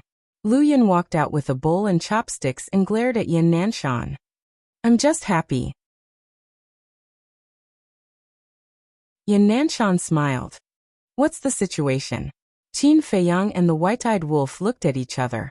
There seemed to be something wrong with Lu Yin and Uncle Yin. Uncle, you don't know. They have already. Lu Xiaofei stuck out 2 thumbs, moving them up and down. His smile was extremely ambiguous. Oh, Qin Feiyang was puzzled. What did he mean? Lu Xiaofei was helpless. Uncle, you really don't understand. You insist that I explain that they have already become partners. Qin Feiyang was stunned. The White-Eyed Wolf also looked at Yin Nanshan and Lu Yin in shock. It can't be. The 2 of them actually became partners? When Yin Nanshan and Lu Yin saw this, they looked a little embarrassed. Haha. A single man and a single woman will develop feelings over time. We'll talk about it again. They're not young anymore. It's indeed time for them to find a partner. Jiang Jingyi laughed out loud. No one will think you're mute if you don't speak. Yin Nanshan and Lu Yin glared at Jiang Jingyi at the same time. All right. I won't say it. I won't say it. Jiang Jingyi waved his hand. Lu Yin put down his bowl and chopsticks and sat beside Yin Nanshan. He said with a smile. Feiyang, I'm sorry for making a fool of myself. No. This is a good thing. I have to congratulate you. Qin Feiyang waved his hand and stood up with cupped hands. Congratulations to Uncle Yin and Auntie Yin for getting married. Good. The corners of Yin Nanshan's mouth twitched. What's with your reaction? Lu Yin pricked up his brows. No. Yin Nanshan hurriedly shook his head. It looks like another henpecked husband. The White-Eyed Wolf shook his head. Haha. The moment that was said, everyone burst into laughter. Qin Feiyang also laughed out loud. He returned to his stool and asked, Then Uncle Yin, Auntie Yin, what about your children? Children? The couple was taken aback. Since you are all together, you should be like my father and mother. Have a bunch of children and grandchildren. Only then will life be fun. Qin Feiyang said with a smile. A bunch? Yin Nanshan was so frightened that he trembled. He hurriedly waved his hand and said, Forget it. We're all so old. There's no need to tire ourselves out. You call this old? Qin Feiyang was speechless. As a cultivator, he had to have a youthful mindset. Some people in the ancient world had lived for tens of thousands or even hundreds of thousands of years. Didn't they still get married and have children? The White-Eyed Wolf said, Auntie Shui, Uncle Yin, I heard you talking about Ling Yunfei's children. They're only 5 or 6 years old. Yes. Everyone nodded. That kid isn't good. Look at Lu Zheng and little Hongzi. Their son and daughter have already grown up. Look at Fatso and Li Yan's son. He can already take Lu Xiaofei to Fragrant Moon Brothel. His children are actually so young. The White-Eyed Wolf shook his head. Uncle Wolf, don't talk nonsense. Upon hearing this, Lu Xiaofei's expression changed as he hurriedly said, I'm talking nonsense? Didn't you say it yourself? The White-Eyed Wolf said. What did Lu Xiaofei want to say? But suddenly, a few pairs of eyes looked at them in unison. Grandpa Ren. Listen to my explanation. Lu Xiaofei panicked and said with a flattering smile. If the White-Eyed Wolf didn't say it, how could we not know? Tell me honestly. When did you go? How many times have you been there? Jiang Jingyi said. Don't be so scary. We've only been there once. Also, we just went there to eat and drink. Lu Xiaofei hurriedly explained, not forgetting to glare at the White-Eyed Wolf. Is that so? Jiang Jingyi looked at him unkindly. Lu Xiaofei nodded and said, Yes. If you don't believe me, You can ask Situ Feiyang. Who doesn't know that the two of you grew up wearing open-crotch pants? Ask him. What can you get out of him? I think you have to ask your parents about this, Jiang Jingyi said. Don't. You can't tell them about this. Otherwise, with my mother's bad temper, she will break my leg. Can you bear to see a good young man with a bright future being destroyed just like that? Lu Xiaofei looked at Jiang Jingyi pitifully. Brat. Jiang Jingyi laughed and scolded him. He shook his head and said, All right, I'll let you off this time. Don't go to such a brothel in the future. Yes, yes, yes. Lu Xiaofei was overjoyed and nodded repeatedly. Then back to the topic. Ling Yunfei is different from Lu Zheng and Fatso. He doesn't like to be restrained. In short, he just wants to spend time with Shuang while he's young. If it weren't for his mother's constant urging, he probably wouldn't have the mood to have a child now. Jiang Jingyi looked at the white-eyed wolf and said with a smile. This is normal. Seeing that Lu Zheng and Fatso's child is already so big, Aunt Lu Ji will definitely be anxious. Qin Feiyang smiled. Lu Ji was Ling Yunfei's mother. Isn't that so? In the past, every time we met, she would frown and sigh. But now she's fine. Ever since Ling Yunfei and Shuang gave birth to a little granddaughter for her, she's changed completely. Jiang Jingyi said with a smile. Little granddaughter? Qin Feiyang was stunned. Yes. They gave birth to a daughter. Lu Ji is still urging them to give birth to a fat boy. Jiang Jingyi said. I really envy them. They can live such a carefree life and do whatever they want. Qin Feiyang shook his head and smiled. What about you? How's your relationship with Xiaoyu going? Luo Qianxue asked. We're doing well. Qin Feiyang nodded. You're not married yet?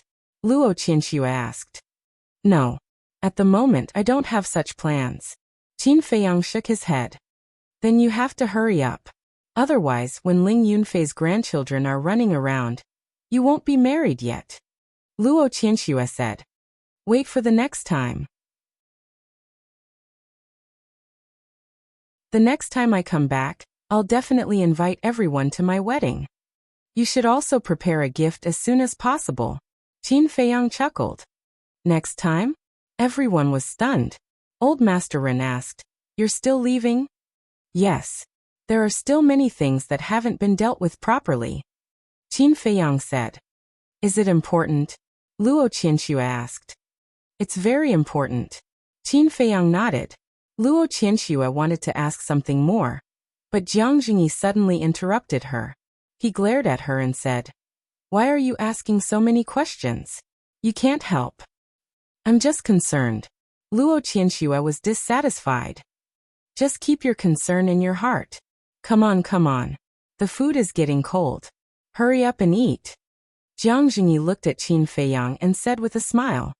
Then I won't stand on ceremony. Qin Feiyang chuckled, picked up a bowl of millet porridge and wolfed it down.